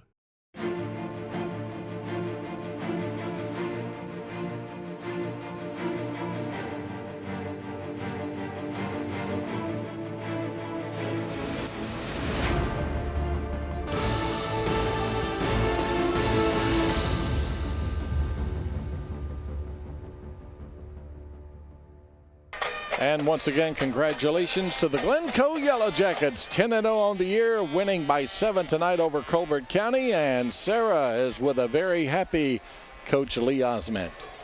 What a great game, Coach. You guys trailed the whole time and then came back for a big win at the end. Talk about the drive that takes. Well, it's another one of those character things. Our kids, they play hard. They played mad in the first half, and they shouldn't have, and that was my fault. But our kids, they showed a lot of character tonight, and we gave them a lot early on with penalties, and then in the second half we kind of settled down and we played, and we did a better job doing what we do. And I was proud of the resiliency. I was proud of how our defense responded in the second half. We looked like we were giving up they were gashing us in the first half. We made some adjustments. They hit a few passes, which they're going to hit passes. Their athletes are great. But our kids really played well. Our seniors showed great leadership when we were down. We came back and fought back, scratched, clawed, and got back in the football game. And it was just a heck of a football game. Both sides played very well. It's a physical ball game. We're beat up pretty good. But, I think that was a good thing we did tonight. I was proud of the way our kids played. Coach, now your plan is to think about the playoffs. What is your plan for the first game? Well, I don't even know who we're playing right now, so we won't find that out probably till tomorrow. But I'm going to enjoy this one right now. We're going to, we just finished an undefeated season, first one we've had since 1979, and it's nothing that I've done. It's these young men behind us that have played their hearts out here on this football field and everywhere they played all year long. Some people misunderstand the way we play. We play fast, we play hard, we play with a lot of passion, but we're 10-0, and I'm happy for them. Congratulations, Coach. Thank you. All right, thanks, Sarah, and a very happy head coach of the Glencoe Yellow Jackets, and rightfully so. And I understand his dad is looking in tonight, watching us up in Anderson, South Carolina, and I'm sure that's a proud papa as well. I'm sure he's definitely proud of his son. He's just as proud of his grandsons. Both of them played great tonight. Pace and Thomas, along with Stone and several others on that defense for Glencoe. What a great performance tonight to come out in the second half and just show what it's all about to play Glencoe football. Play hard and play to the whistle. We have some highlights of the game for tonight, and we'll take a look at some of those right now. And again, it was a battle to the very end. Yeah, you'll see this first half highlights right here. Number 3 for Cleburne County, that's Brandon Horn. That was I think that was the first play of the game. Horn took that handoff. He followed his blockers and picked up a big first down. They had to punt the ball away. Glencoe punted the ball right back to him. And here's the pass. We saw the ball thrown around a little bit more than usual for Cleburne County. That's kind of been the story for them this season. But there you see Brandon Horn again down the sideline. He's a very good athlete. That set up a field goal to have Cleburne County up 3-0 early. Cleburne County gets the ball right back, drives down the field. And then you'll see right here a 4th down drive to get in the end zone to put Cleburne County up 10-0. That's all they got for the rest of the night. There's Thomas Osment for the first score of the night for Glencoe. And in here, right before the half, there's 6 seconds to go in the half. Osment gets down to about the 9-yard line. Yes, the 9-yard line, setting up this field goal right now, and that's where we were at halftime, a 10-9 Cleburne County lead. The ball was tipped right here on a fake punt. I believe that was number 20 for Cleburne County. Yes, number 20, Chad Brown caught the ball. And then we see number 23, Jeremiah Blake. Blake was the man tonight setting up Cleburne County, but they couldn't finish any drives. There was the touchdown and then the 2-point conversion to put Glencoe up 17-10. The fade thrown this time, we saw Blake again going up between 2 guys, and then this is the run that sealed it up. The face mask right there. Osment picked up the first down to seal the game. What a win for Cleburne County. What a season. What a regular season these guys have had. A battle of 2 heavyweights here this evening. Glencoe wins it 17-10. We'll be back to wrap it up from Wilson Darnell Field on the Friday Night Network. Have you got the new car itch but don't want to take the plunge with a brand new car? How about getting the most car for the money at Avery Auto Sales? They have a large selection of cars with even some 2014s in the mix. And if you're worried about your credit, don't. They can help get you back on your credit feet with guaranteed approval. Check them out online at AveryAutoSales.net. Then when you see something you like, call them at 256-835-8897 for a test drive. Or just go by. Avery Auto Sales is located on Highway 78 East between Highway 78 and Snow Street in Oxford. That's Avery Auto Sales.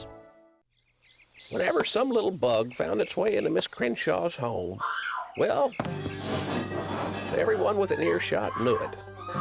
Now, it just so happened our son studied and collected insects, and so he took great joy in coming to her rescue. And I'll have you know, this marked the beginning of what one day would become the most successful pest control company in the area.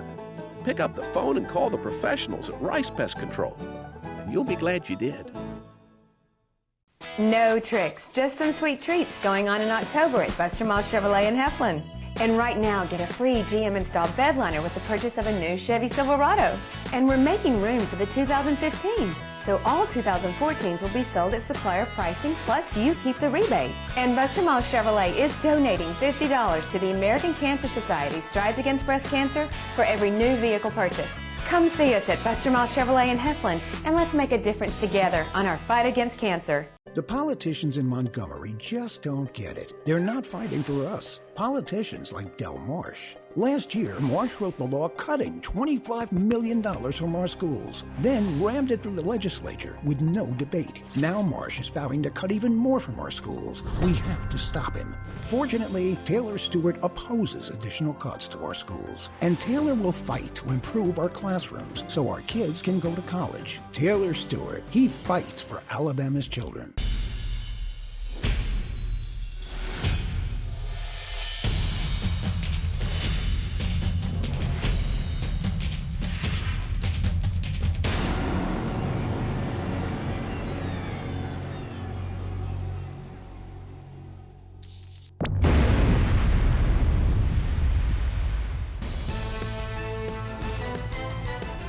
This Friday Night Network High School Football Game of the Week Sports Exclusive is presented by Alan Parnell and the Parnell Insurance Agency, your local Allstate agent.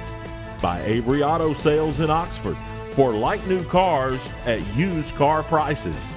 By Regional Medical Center, quality counts in Calhoun County. By Snead Ag, your local John Deere dealer, earning your business every day. By Systems by Design, simply smart security. By Mizell Heating and Air Conditioning, voted #1 for the second year in a row by the readers of the Anniston Star. And by Bill Stanford Automotive in Talladega. Stop in today for the Full Out Blitz event. Tonight's game is brought to you by J. Britt Middlebrook CPA, Wesley's Paint and Body, On-Site Solutions, Forsyth Building Company, Ted's Plumbing, Cheehaw Brewing Company, Cable One, and Skinner Body Shop. This one's over, but what a game we witnessed here this evening as Glencoe wins their 10th game of the year, finishing out the regular season at 10-0, defeating Cleburne County 17-10. Again, we'll be on the air tomorrow night, airtime 6:30 from Robertson Field on the campus of White Plains as the Wildcats host the Weaver Bearcats. Once again, Yellow Jackets win by 7 for Ty Parnell and Sarah Hampton. I'm Jeff Ellison. Good night from Glencoe.